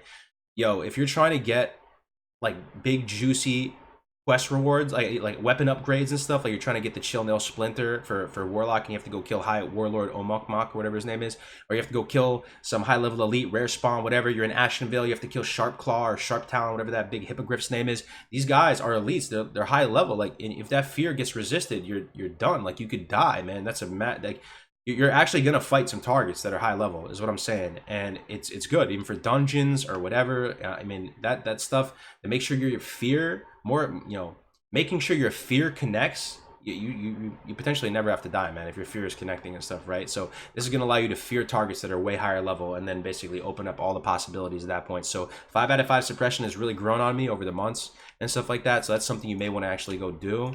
But, you know, again, some stuff might just be up to personal preference. Let's look at some of the pros and cons of this build. Incredible single target sustain. It really is. It's an embarrassment of riches. It's an absolute embarrassment of riches. So high single target damage. Seduce offers a defensive PvP option. So you are using your Succubus 30 plus. And it does offer you a defensive option, man. It does. You know, and situationally in PvP, like very situational, I think it might provide more impact than even your Voidwalker in PvP, because you can actually fear one target and seduce another target. So especially if you're fighting multiple targets, man, you know, definitely something to consider. I don't know, based on my playstyle, I pretty much always prefer the Void out over the Succubus in World PvP, but to each their own. You know, everybody has their own different playstyle and stuff like that. So seducing, yeah, 70% pushback resistance, Nightfall procs, Dark Pact. Once you get that Dark Pact at 40, man, forget about it. You're just going to be Dark Pacting into your Succubus, like living the good life.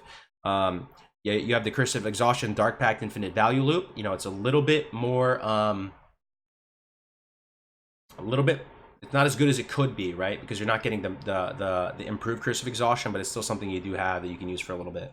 Reduce cast time on Immolate. The cons, low multi-dotting potential. So this is kind of like a single target type of deal. If you have the Succubus out, you're not killing 2 targets at a time, you're killing 1 more efficiently, and you're killing it with higher sustain. So you're going to have lower capacity of dispatching multiple mobs at the same time, something that a Voidwalker is going to excel more than a Succubus at. Also, cons is you're investing into these drain talents, but wands are going to perform better than drain until the 30s, man. Wands are, I say again, wands are going to perform better than drain till the 30s. Wands are going to perform better than drain till the 30s. And when I say that is mainly like Gravestone Scepter, and you really should be getting Gravestone Scepter if you're a Warlock. I don't care if you're Alliance or you're a Horde. It really is so good. There's a lot of stuff you can do over there in BFD. There's some free quests. You can use the Talon Deep Path to just cut through You can cut through Stone Talon into Ashenvale and be already like more than halfway over towards Zormgar to pick up all those quests. You go out there, you can get the blue pearls as well, so you can invest into another wand later down the road. You can just go turn that quest into the Badlands. You can go kill the sorceresses out there, get the Damp Note. There's like 4 or 5 quests that you do out there at BFD. I think it's 100% worth it if you can blast through it with a good group. I'm duo leveling with the Priest, so we're both going to get Gravestone Scepter at like 25, 26, probably like 26. Man, really, really good. So that's one con. Your wands are going to be performing better, but even though they perform better, you're still going to need to drain life because you're still just going to keep yourself in a healthy resource position, right? So sometimes you just need a little bit of health and you're going to drain life, like even if it's not as much DPS or DPM optimal or whatever. So flimsy of ambush, no Voidwalker sack, no Fell Domination Master Summoner package. That's a downside for show. That is a faux show downside. All right, so pretty much we're going to go into the multi-dotter excellent duo spec. This is what I'm going to go. This is personally what I'm going to go. Ladies and gentlemen, this is what I am personally going to spec my Warlock. In less than 24 hours, I am going to implement this specialization. This talent spec is going to be the talent spec that I implement. And there's some differences here to the drain one. As you can see, we don't have any drain talents, because I'm going to be dual leveling with a Priest. The Priest's main role and responsibility is to provide, some damage, but mainly the reason why Priests are so good in a duo is the sustain. A Priest combo with anyone else, they're just going to get insane sustain to that person. Even if they're not connecting with every spirit tap, it's all good. Even if they get 1 in 5 spirit taps, they just offer an abundance of sustain. So he's going to be ramping up my damage potential. So I need to pump. I need to do good damage. I need to invest in the maximum damage of my dots. So I'm going to improve Curse of Agony, right? I'm not going to get Fell Concentration. Why do I not get Fell Concentration? Even though Fell Concentration is so good and I'm ranting and raving about it, because I get an on-demand absorb. I can call for it. I can go, hey, Phalescent, what's up, man? Can I get that bubble? And then I can drain if I want to, right? And improve drain life. So I'm getting Curse of Agony. I'm getting improved Curse of Exhaustion. This is something that a good PvP tool. Again, we're gonna have access to the full infinite value leap of Curse of Exhaustion with Dark Pact, which is pretty nice. Also, let's see any of the differences. I'm getting Nightfall earlier. So yeah, I'm getting Nightfall earlier. Think about this, dude. Think about this. Okay, I'm saying Nightfall, not the most DPM-y efficient thing ever. Sometimes you're going to interrupt your 5-second roll. It doesn't matter. If you have amazing sustain, you have a Priest healing you, just go for it. Nightfall to your heart's content. Nightfall to your heart's content. Just Nightfall. So I kind of rush Nightfall, or I get it a lot earlier in the other one. Also Shadowburn. Once I do get Shadowburn online, I could probably just Shadowburn, willy-nilly. We just have to feel it out. A lot of this stuff is based on feel, but this is the difference. It's a multi-dotting spec. I'm using Voidwalker for the most part. We'll feel it out. We might end up pivoting to Succubus. We'll see how it goes. Highly proficient at killing multiple mobs at the same time. Improved damage over time. Spells very strong when dual leveling with the healer. Strong defensive options through the Voidwalker. As you can see, we did get improved Voidwalker in this because that is the pet of choice for multi-dotting, which is nice. Reduced immolate cast time. No Fell Concentration is a con. Lower single target damage using the Voidwalker comparatively to like a Drain Tank or some other type of build that I could have gone. No Fell Domination Master Summoner, that does feel bad, man, and no Imp Voidwalker till late. So yeah, I'm getting Imp Voidwalker late, so it's kind of actually a non-factor getting that Imp Voidwalker. Anyway, spent a lot of time building this out. This is the build I'm going to roll out with. Also getting that 5 out of 5 suppression. That's one last point I'm going to make about this build. When you're dual leveling, oftentimes you're going to get through the content faster. You're going to complete the quest faster, right? You're going to get to the Barons. You're going to be like 11.5. Like if you were solo and you were to do all of Duratar, you'd get to the Barons at like 12, right? If you're duo, you're going to get there like 11.5, right? But you're going to get there faster potentially than that solo player, right? You're going to clear out the quest faster potentially. So oftentimes you may be a little bit lower level for a certain zone, and that just, it's another point to, to justify the suppression, because you may be killing stuff that may be another level higher than you or something like that. And we're going to be pushing it, trying to get like big wand upgrades as early as possible, killing stuff that's higher level potentially. So this is something that I do value, getting this 5 out of 5 suppression. Okay, moving on to the last. Oh no, there's two more. The PvPer. This is something you're going to respect to at 45. Some people are going to be leveling in the middle of the pack. If I had to level for some ungodly reason in the middle of the pack, I'd probably just go dungeon. I'd probably just go spell cleave. But if I was forced to level in the middle of the pack out in the open world, I'd probably go this build. I'll get Soul Link. I would get improved corruption. You can get both by 45, so I would just go another standard spec up until 45 respec, so you get 5 out of 5 improved corruption. You can also maintain Soul Link. Extremely hard to kill. Maintains instant corruption. Very strong pets. Increased health pool. 10% damage mitigation. 70% pushback, which is a fell concentration. 0.5 second. Yeah, we have the Master Summoner Demonologist, whatever. Fell Domination Master Summoner. Cons, lower single target damage, no Siphon Life with this build, slow Immolate cast, no Curse of Exhaustion, no Dark Pact, no Shadow Mastery. Tanky, robust PvP spec. I really can't imagine another class that's going to outvalue you out in the open world. If you're just in leveling specs with all the classes and you're out there at 45, like what class is going to take you out? Like really none. Okay. The Imper. A lot of people are obsessed with the Imp. They love the Imp. They wanna use the Imp as much as possible. They believe in the Imp. Here you go, guys. You can go ahead and get that 2 points into improved corruption, and then go straight imp, or you can just get 1 point in improved corruption. Either way, it's up to your taste. You can you know, just try and get that first juicy point into improved corruption, bringing it down to the global cooldown. Then you can go get the imp stuff immediately, so you can just get maximum value from your imp. And then you can see how it progresses. If you really want to, you can go pick up this improved Firebolt talent and help him front load his damage a little bit quicker, so that you can get him passively regenerating faster. I'm not going to go through everything again, but here, this in the written guide, you're going to be able to click this and see all the ordered operations there as well. Now we're going to get into gameplay mechanics.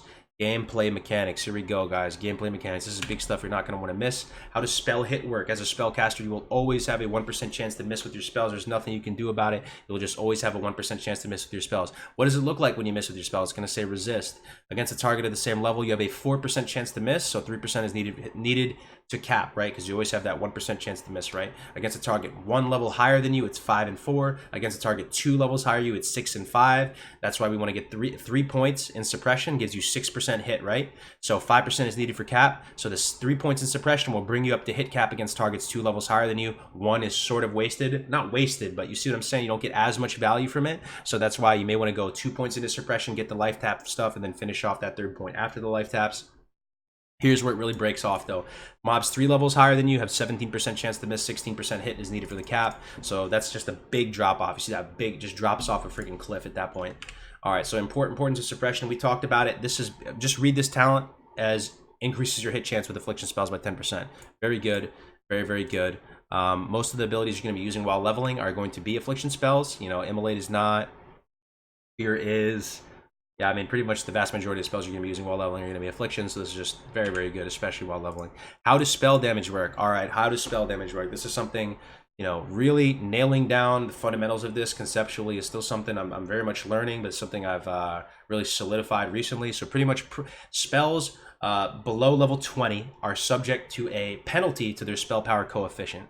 So spell power coefficient is calculated as a function of the spell's base cast time, not its improved cast time. It's base cast time. So dots are done in a slightly different way, but pretty much so.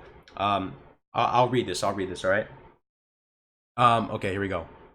All right, let me read this for you. So I don't want to butcher it. I want to make sure to be careful with my words here, right? Because I don't want to mess it up. Gear you equip with plus spell damage on it is added linearly to your total plus spell damage. However, spells benefit differently from your total plus spell damage based on something called the spell power coefficient. Spell power coefficients are based on a spell's base cast time or dot duration and are balanced around 3.5 seconds for casted or channeled spells and a 15-second duration for dots. So for casted and channeled, it's balanced around a 3.5 second cast time. For dots, it's based around a 15-second cast time, all right? So spells below level 20 will get a penalty to their spell power coefficient. We have that all listed out in the rotation section below, and you will receive less value from the spell damage. Okay, so basically TLDR, you know, spells below level 20 won't receive as much value from those plus spell damage gear. Not to say there's really much at that level range in general. Casted channeled spells with a shorter cast time than 3.5 seconds and dots with a running duration less than 15 seconds will receive a reduced amount of your plus damage, right? That's why you see Shadow Bolt with a 0.857, 0.857 spell power coefficient as opposed to just a 1-to-1 because its base cast time is 3, and it's, like we said, 3.5 is the basis, right? And stuff like 15-second duration thing is going to get 100% value of the dot duration. So something that lasts less than that will get less. I hope this is making sense. So you're going to be able to see like an example of this, right? So Shadow Bolt's base cast time is 3 seconds. You can improve it with talents to 2.5 seconds. That doesn't mean it gets 0.714. It's going to get 0.857 of the value from it. Okay, so that's how spell damage works.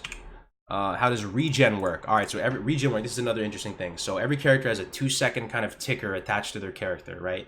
So pretty much your ticker isn't the same to the character next to you. You just have this individual ticker attached to your character, and all ticks, whether it might be food or drinking water or just energy if you're an energy using class, or just natural spirit based ticks, are all subject to the server batching every 2 seconds, right? So this ties into an important concept. First of all, you can manipulate that in a couple ways, potentially to like move and drink at the same time. But I want to tie this into another concept, the 5-second rule. Most of you have heard of this at this point. The 5-second rule refers to the fact that if you after you cast a spell that costs mana, and I say that specifically because like Life Tap doesn't cost mana, Dark Pact and Life Tap function in that same way. So pretty much. Because it doesn't cost mana, it doesn't interrupt your 5-second rule, your natural spirit-based mana regeneration, right? But if you use, for example, so you won't start to regen until after 5 seconds have passed, after you used a spell that costs mana. But because I want to go back up to here. Because once you realize that the server batches these regen ticks every 2 seconds, you have to realize that that 5-second rule could actually be up to 7 seconds. It could be up to 7 seconds. If you get unlucky and it just batched and you're at the beginning of a new 2-second batch window, you could wait up to 7 seconds before you receive your next spirit tick, right? So let's say that there's a mob in front of me, right? I dotted it up. My succubus is on it. It now decides to transition and come over and start to attack me, right? So I'm going to cast a Drain Life on it. Drain Life lasts how many seconds? 5 seconds, right? So at the end of this Drain Life, I'm potentially going to receive a tick of mana based on my natural spirit-based mana regeneration. But I may not. So I have to reach a consensus in that little window of, do I re-up my Drain Life, or do I cast another spell immediately, or do I wait to get that first tick of mana back before doing something, before casting another spell, right? So pretty much you're going to want to have an energy tracker. I don't have one currently set up on Classic. I need to get one. If anyone knows of a good add-on that tracks like the energy ticks, you know, rogues use it for their energy ticks as well, because it works in the same way. Definitely share it with the Warlock community so people can do that. Pretty much every class can benefit from one. And I think that's all I wanted to say about regen. Talked about 5-second rule.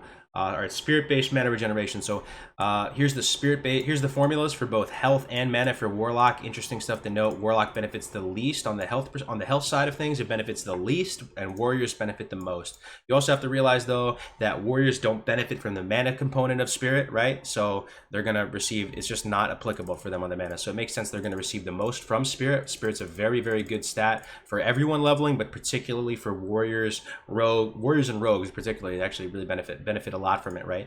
But on the health side, I wonder if Blizzard also balanced this around the armor that the Warlock has, giving you some passive health regeneration through the armor as well. They probably did, most likely. So on the mana front over here, you can see that Warlocks also benefit kind of the least on the mana side of things. But with that said, here's something I really want to drive home. Health and mana are just reservoirs of resources, right? You need just enough to successfully win that fight and move on to the next fight. You need just enough, right? You need just enough. So stacking a bunch of health and raw mana past that point of like just surviving that engagement is not completely useless, but has a massive like kind of a diminishing return to it, right? So spirit actually affects cash flow. It actually affects your regeneration, right? It doesn't affect the reservoir. It affects the rate at which you regenerate and gets you back into that combat ready state again. So even though you do receive kind of a reduced value, it still is a high value stat to pursue. All right, so pretty much that is what I have to say about that. All right, importance of a dot timer. This isn't a fully fleshed out slide, but I really want to like emphasize this, so I'll put this in the middle of the screen here. Curse of Agony, like I said, right? You get all your money from Curse of Agony on those last 4 ticks. This is just imagine this is 24 seconds. Every 2 seconds you get a tick of agony, right? This is kind of a good visual way of laying it out. Shout out to Dive for doing this. Your first 4 ticks of agony, just imagine it doing 1 damage. Your next 4 ticks of agony, imagine it doing 2 damage. And your last 4 ticks of agony, imagine it doing 3 damage. You have to realize that these last 4 ticks of agony do triple the damage of the first couple ticks of agony. You do not want to clip into these. You want to get value from these. You don't want to You don't want to reapply Curse of Agony before you get value from these last 4 ticks. I can't stress that enough. That is a very, very important thing. And having a dot timer add-on that's going to show you, like in a little clock, you know, when your dot's going to fall off is going to really help you, help prevent you from clipping into those dot value, okay? So dot timer, very good ones. I think the one I got is called Nug Runner on the Classic, on Classic. It's all set up, all good. So the next one is pet control. We're going to talk about pet control. All right, as a best practice, especially if you guys are new to Warlock, I highly advise you guys to keep your pet on passive at all times and keep all abilities off autocast. I want you guys to keep it off autocast. Now, like in practice, you don't necessarily always have to do this. You know, you can keep like from 10 to 30, pretty much you can keep Torment on autocast, right? And then if you're kind of a ghetto way of doing this too is if you have something on autocast and your pet's getting low on mana, you can just take it off autocast for a little bit and just manually put it on and off. But just to develop those fundamentals of pet control, if you're new to it, I suggest, you know, just learning the best practices now, man. You're just going to have better pet control if you level that way for a while. So pretty much pet on passive, all abilities on not on autocast, and get used to controlling your pet and remembering to do stuff with your pet, right? Remembering that you have to send your pet in, you know, if you want him to attack. If something attacks you and your pet is on passive, your pet's not going to do anything. It's just going to stand there, which is good. So you have to remember always to control your pet. And I have a good system for doing this. I'm going to share with you guys a good system to do this. So pet on passive with all abilities off autocast is like just the best practice. You can't go wrong with it, controlling all abilities automatically. But with that said, I don't want to be too much of a stickler on it. In practice, you can put stuff on autocast, man. Like, it's just to develop good habits, right?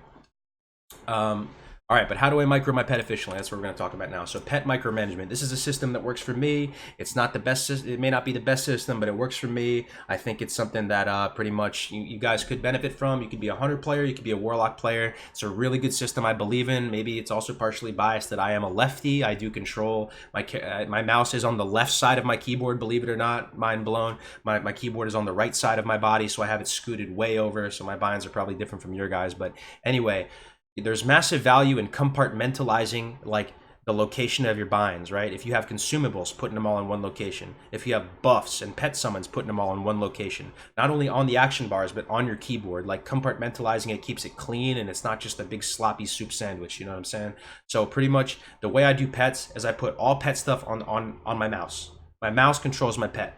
I don't have to think about it, man. All my pet is just my mouse, all right? So if something needs to happen with my pet, I do it with my mouse. Everything you need to do with your pet, you can do on your mouse. Aside from some targeting macros, like if you want to target yourself and dispel like a sheep off you, I can't fit that onto my mouse personally because I only have, this is the exact mouse I have. It's a Sensei, it's a Steel Series Sensei. I know it's probably not the most flashy mouse or whatever. It's kind of a cheapo mouse, like 50 bucks, but I'm a lefty, man, and I can't use those big mouses that are curved over for the righties that have all the buttons on it. So this offers me 2 buttons on each side and a mouse wheel. I'm good to go at that point. So pretty much scroll up on the mouse wheel. That's how I deploy my pet out to attack. Very simple system. You don't have to think about it. It just becomes second nature. Scrolling down on the mouse wheel will recall my pet and send it back to me. That's going to be like a pet follow or a pet. There's a couple ways of doing it. And then depressing the middle mouse button down. So clicking it down, just tapping it down, the mouse button can be depressed. That puts my pet on stay. Just the really basics of control there. Then on the right side of my mouse, I have pet ability 1 and 2. This is often like seduce and invisibility on my succubus. On my voidwalker, that's torment and suffering. You know, you can kind of, you know, put them into little buckets as well. And then on the left side of my mouse, so I have 2 more binds on this side, or I did it the other way around. But anyway, on the other side of the mouse, there's 2 more binds. You can use pet ability 3 and pet ability 4. With that said, clean system. It's all done. Pets on the left side, pets on your mouse. You're good to go. That's pretty much all you need, man. I mean, there could be more sophisticated ways of doing it, but this works for me, and I feel like I have a very good control of my pet. All right, so resource control. Again, not a super fleshed out slide here, but we talked about spirit-based mana regeneration, aggressively life tapping, weaving in life taps. This is something you can do while leveling. Like, you don't want to sit, you don't want to theoretically be health capped or mana capped, right? So if you're about to hit full health, you have the ability to do something about that. If you're about to be at full health, or if you're sitting at full health and you don't have full mana, you're wrong. Life tap, even out your resources, reach that equilibrium so you're getting full value from your ticks on both ends of the spectrum, right? So aggressively life tapping, dark pacting, right? You know, learning how to work that for that 5-second rule, front loading abilities so that you can finish stuff off with drain life or wand. Another thing I want to point out about drain life, so this is how channeled spells work. Really listen to this. You could be any class in the game and you could benefit from this, right? This is how channeled spell works. I just want to make this clear right now. So a channeled spell, you know, upon starting that channeled spell. So upon starting it, right? Like I hit keybind 1 and drain life begins. Once drain life begins, you know, my 5-second rule tracker is already started. I'm working my way back towards natural spirit-based mana regeneration, right? So I could get that at the 5-second mark or 7-second mark or whatever, right? But it starts, that countdown starts at the beginning, not at the end. It's not once the channel concludes that it starts. It's once it begins. But with that said, if it's a super long channel, you're not going to receive a tick of that spirit-based mana regeneration until after the channel ends. So if it's a super long channel, like a Drained Soul, that it's going to have to conclude. Like if it's 5 seconds, then once it stops, you're going to get that first tick back. You feel me? So that's just something I want to talk about. So resource control. What are the things I want to talk about with resource control? You know, bandaging, using bandaging. So like oftentimes you don't have to use Consume Shadows or whatever. Using bandage on your pet, that's free. You can use a bandage in tandem with Consume Shadow, because when you use Consume Shadow on your Voidwalker's a potato. You have to use it out of combat, and he can't do anything when he's Consume Shadow, right? So if he's really low, you can Consume Shadow and then also bandage him, because he's useless, you're useless, it's all good. Like you can super like full heal him at that point. Anyway, I think that's all it is for resource control. All right, now we're gonna go over the Warlock stats. So we have agility, increases your armor by a little bit. Not really a huge factor for Warlock. You can't potentially, I think the armor increase from agility is very, very minor. Intellect's going to increase your raw mana pool, increase your chance to critical hit with spells, increase the rate at which you train weapon skills. You guys know this stuff by now, right? Stamina gives you raw health. Spirit increases the rate at which you regen health and mana. It affects your cash flow, right? Strength, not a huge factor for Warlocks. Moving on to stat priority while leveling. I would say spell damage is the #1 thing you would want. This affects, I can just read this. Why is spell damage the most important stat? Spell damage and spirit are the main things that improve your mob-to-mob combat efficiency out of all the stats. Plus damage improves not only your kill times, but improves your damage to mana ratio. Furthermore, the time of execution on a dot is instant cast compared to casted spells, so multi-dotting will instant cast dots will net you more value than casted spells on a single target. So pretty much spell damage will again affect that combat efficiency, whereas just like raw stamina, raw health, raw intellect doesn't actually move the needle in terms of like how fast you kill or how fast you regenerate, right? So spirit is the second most important stat, in the same vein of what I was saying before. You know, yes, you don't receive as much value from other classes on both the health or mana front, but you know, stamina and intellect are just reservoirs, and you just need enough to survive through the fight. I hope that makes sense. So why is spirit the second most important stat? While true that Warlocks benefit less from spirit on both the health and mana fronts compared to other classes, it is the only primary stat that improves your regeneration and gets you back to a combat ready state faster. Yeah, pretty much what I said. I'm not going to repeat it over and over again, but you guys get it, right? All right, so the Warlock rotation. We're going to go into the rotation now. This stuff is going to get kind of crazy, man. So the rotation. So, okay, here's something to keep in mind about rotation, just a general thing. A lot of it is feel. You can try and theory craft it, which we did, but it's not perfect. A lot of this is feeling. And just know with any class in vanilla, pretty much with any class in vanilla, it's going to be changing. Your rotation is going to be dynamic. It's not just going to be some static thing. You do the same thing all the way to 60. There's a lot of variables that get factored in, right? There is what rank of the spell. When you get new ranks of the spells, it's going to be you know, and also the different ranks are different in terms of DPS and DPM. So it's not even just that simple. You get a new rank and you use the highest rank. You know what I mean? There's a lot that goes into it. What level the mob is, what type of, does it have high armor? Does it have high resist? What kind of abilities does it have? What level are you? Is it, you know, is it an elite or whatever? There's a bajillion things, right? Your positioning, cooldowns, how much damage does it do? All these things can affect rotation. There's so many little nuances and different deviations to the rotation that just know that this guide is imperfect. Take it with a grain of salt, make adaptations, make variations to it, you know, based on your feeling and experience. Once you're out there, you can make those adjustments on the fly, and hopefully this can help you make those adjustments. So single target rotation 1 to 60. This gets pretty weird. Okay, so levels 1 through 4, I like to open up with a Shadow Bolt into an Immolate against level 1s. Against level 2s, I like to open a Shadow Bolt into an Immolate into a Shadow Bolt. Against level 3, Shadow Bolt, Immolate into a Shadow Bolt. Pretty much the reason why I use Shadow Bolt before Immolate is because it's a projectile and Immolate is not, so they connect at the same time. Allows you to front load better and not get any pushback. Pushback's another consideration. So also, once you see DPM and you see the DPM of both dots and you see DPM of direct damage, you also have to realize it's not, you're not seeing the DPS oftentimes, and also like stuff like the cheapness of dots. Like for example, an Immolate's going to pay for itself in like 1 tick. I think 1 tick of mana at the low levels is like 20 or something like that. So it pretty much like pays itself back in like 1-2 ticks. So you have to realize that that's, you know, you don't want to be too you don't tunnel vision too much into like the DPM of some of these dots. You have to realize that they actually really are cheap. They make your money back really fast if you start passively regenerating. Anyways, 4 through 6, I like to budget 2 bolts. The average kill speed is about 10 to 12 seconds. 2 bolts from the imp is usually sufficient. You don't want to use too much more than that, just so you can be sustainable if you're moving from target to target. Again, if you're gonna kill a target and go a long stretch without killing another target, might as well dump mana, right? Like, you know, you don't want a mana cap at the end of the day, right? So we start into Corruption, into Agony, right? You can see the DPM here, and then you don't really want to use rank 1 Shadow Bolt. Rank 1 Shadow Bolt is just not, it's just no bueno, dude. You really want to avoid using that at all costs, right? So you would just use this, and then if you really needed extra damage, you could use a Shadow Bolt off the back of it. Level 6, you get rank 2 Shadow Bolt though, so this actually ends up being, you're at the stage where you're not using full dots yet. You don't have wands, so you have to actually use some direct damage at this point. So 6 to 8, 3 bolts, average kill speed 10 to 12. You can go Bolt, Corruption, Bolt. This is something I was a little bit on the fence of. You could usually go like Corruption, Agony. You can go like Corruption, Immolate. It depends on a couple things, but if you are, again, this is all making the assumption that you are single target leveling. You're not dual leveling. You're going to be using the head of the pack talent spec. You're solo leveling.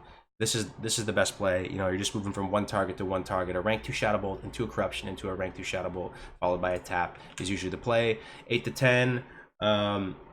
What changes 8 to 10? Let's see here. 8 to 10, you get, I don't think you actually get anything too juicy. Oh, you get Agony, right? You get Agony, yeah. So Agony's pretty good. Use the casted Corruption into an Agony. Here you go.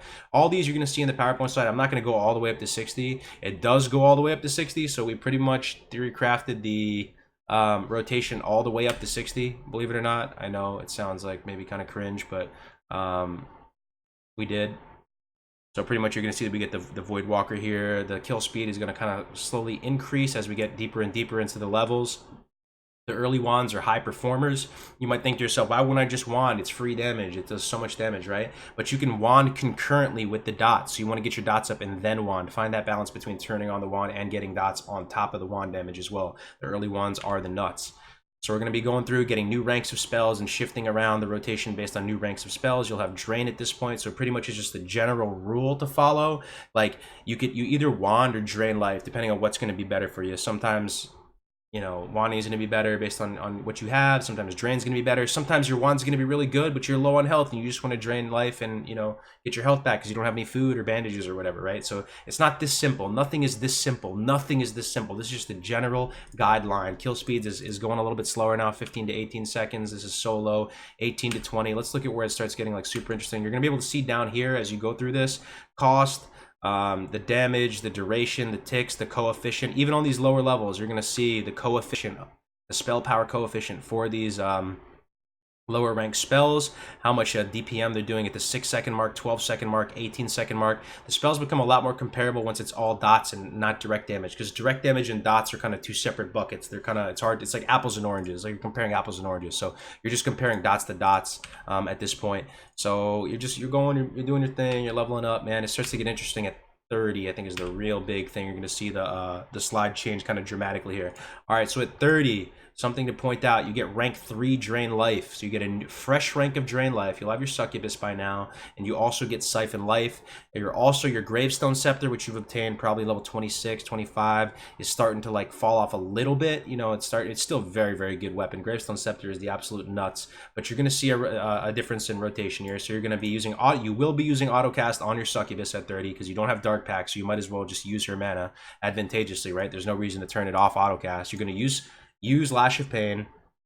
You're going to open with Agony, Siphon Life, Corruption into a tap so that you can get full value from both the damage and healing component of both Siphon Life and Drain Life. So Dive has a spreadsheet. It's really good. I should probably link it somewhere, where he's factoring the damage plus healing to mana of Drain Life. So Damage plus healing to mana, as you can see, 2.14. Pretty nutty if you just get full value from it. Rank 4 Immolate, you'll have at this point. This is like kind of optional to use. On just a mob of average appropriate range that you're going to be killing, it feels excessive and overkill to apply 4 dots to it. 3 should be sufficient, and this should allow you to just be like fully sustainable, and just be able to, you know, just pretty much grind in perpetuity. Sorry, it's lagging for me a little bit. Just give me a second. All right, so 34 to 38, you get a new rank of corruption, kind of more of the same. We'll keep going. 38 to 40, you're just getting new ranks and stuff. Everything is calculated. So 40 is the next kind of shift, like kind of noteworthy shift here. At 40, you get access to Dark Pact, right? Dark Pact is very juicy, man. This is the thing we were talking about. At this point, you're gonna turn Lash of Pain off autocast, and you can use it as a you can use it one time as like kind of a pseudo taunt at the beginning of the fight, and then just don't autocast it anymore, so that you can like Dark Pact as your pets by the mana cap seconds later after you execute your rotation.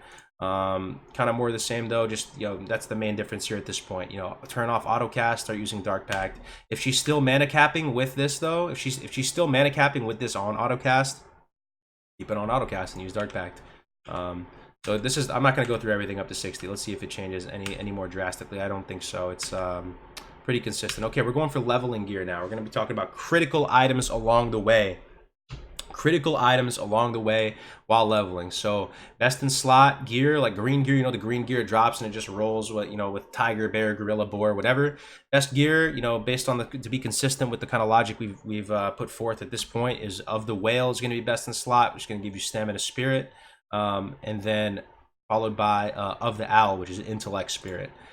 So then here's the critical items that you want to make sure you want to be mindful of along the way as you level. Lesser and greater magic wands crafted at 10 and 14 respectively. Gravestone scepter obtained mid-20s in BFD. I think it's absolutely worth doing as a warlock, and you should do it. You're not going to be up there with the female night elf hunters of the world speed leveling. They're going to be faster than you do. Those, in my humble opinion, I think those hunters are going to be ahead of you, man. And you're going to find some people, even if you get a little bit higher level and you have to wait a couple hours, and let's say you're 28 and then people are starting to get 24, 25 at that point, just do BFD then. You know, you don't have to wait for people. Just keep doing your thing, and then you know, go do it when it makes sense to do it. Nifty stopwatch. This is something you can obtain in Badlands. I think you need frost oil though, right? So on fresh you may not be able to get that. You can get the recipe from Alterac, so you might be able to get it, but just keep that in mind. Skull of Impending Doom quest, obtained in 30s in high Badlands, one of the most powerful items in the game. Point blank period. Slots in really well with Warlock. Phase 1, it's a little bit spicy though. It does a lot of damage, but really good. The movement speed bonus from it, but most importantly, the idea that makes you kind of CC immune because it ticks you for damage. Shadow Weave set. This is something that I'm definitely going to try and pursue with my dual leveling Troll Priest partner, killing spiders once we get to level 40 and they're level appropriate in Swamp of Sorrows. Staying here, grinding until we get sufficient Shadow Silk. The Deathweave Tarantulas in Swamp of Sorrows, something to keep in mind as a warlock, something that you can do this yourself as well. Carrot on a Stick, Shard of Afraza, Deep Woodlands Cloak. So they confirmed that the Jinta lore quests and Hinterlands are going to be there. So there's 2 really spicy items you can get out of there. Deep Woodlands Cloak's probably going to be our week 1 cloak that we're going to walk into Molten Core with. Also Nature's Breath, that's going to be the wand that carries you to 60. That's a horde only wand though. It's a horde only wand, so if you're Alliance, you're asked out with that. You can't really get that one. And then Spirit of Aquamentus, this is something you get from the Lincoln's quest chain in Ungoro. This is kind of critical leveling items you can just be mindful of along the way. Okay, Horde wand progression. We're going to go through wand progression now. So you're going to start with Lesser Magic Wand. I think it's absolutely worth it on fresh if you're trying to go ahead of the pack and just be a big pumper. You know, craft this yourself.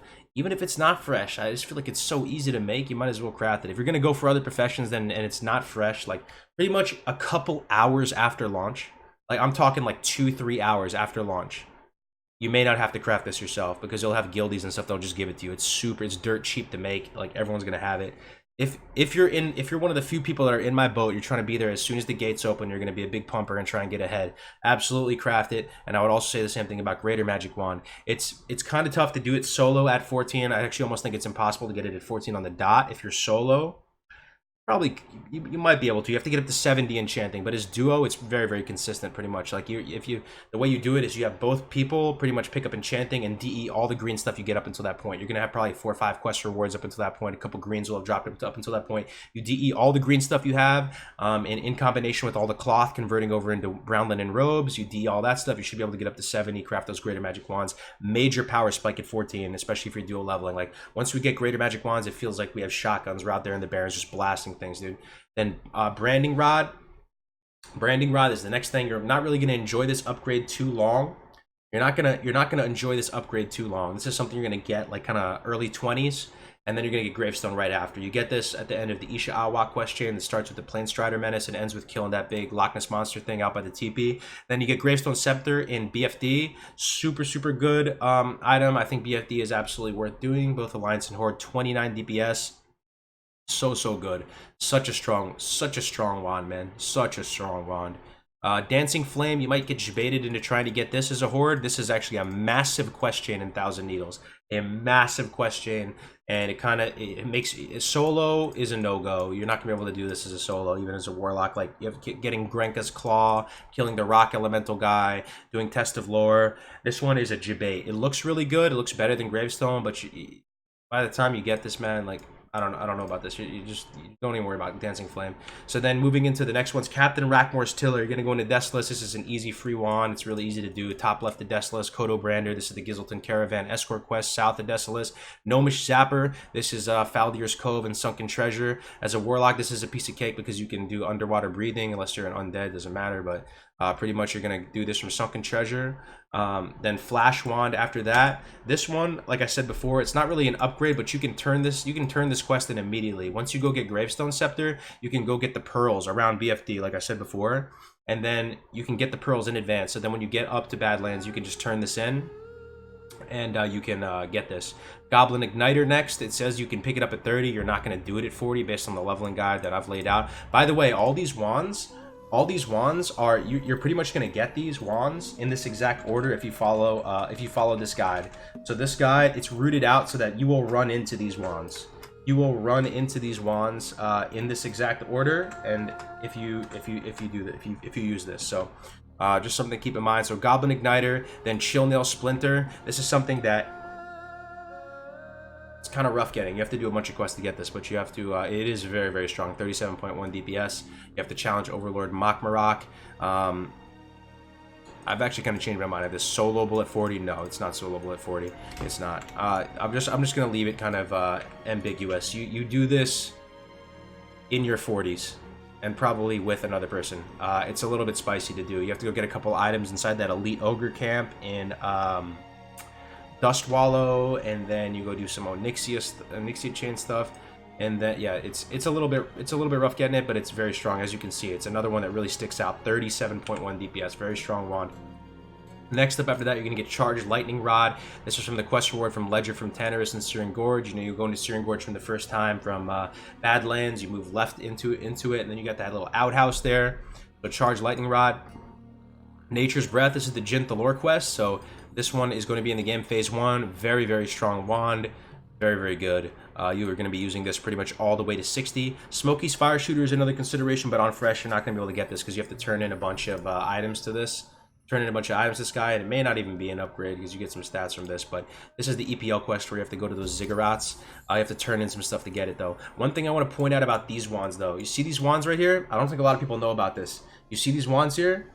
You see these wands right here, right? Pitchwood wand, Blackwood wand. See these wands? These wands are actually really good, man. Especially for Alliance. You know why? Because Alliance struggles to get these later level wands. I was looking through the database. There's not much for Alliance in these late levels for wands. Look at these wands, guys. 40 and 41, 34.7 DPS and 35.3. These wands are pretty nutty, man.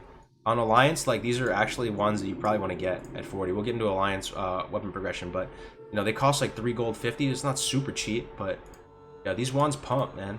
And you get them at 40 and 41. Pitchwood and Blackbone wand. Weird stuff you learn about vanilla every day.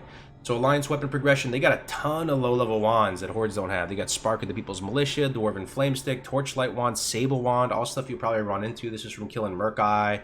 This is People Militia, where it ends with killing the Highwaymen, and you get the Spark of the People's Militia. Dwarven Flamestick, this is Lochmadon. This is a Dead Minds quest, but pretty much you just go lesser into greater. Like, if you run into these and for some reason you don't want to craft a greater, like, you can absolutely use these. These are considerations, but lesser into greater is just too good to pass up. You just got to go lesser into greater, man.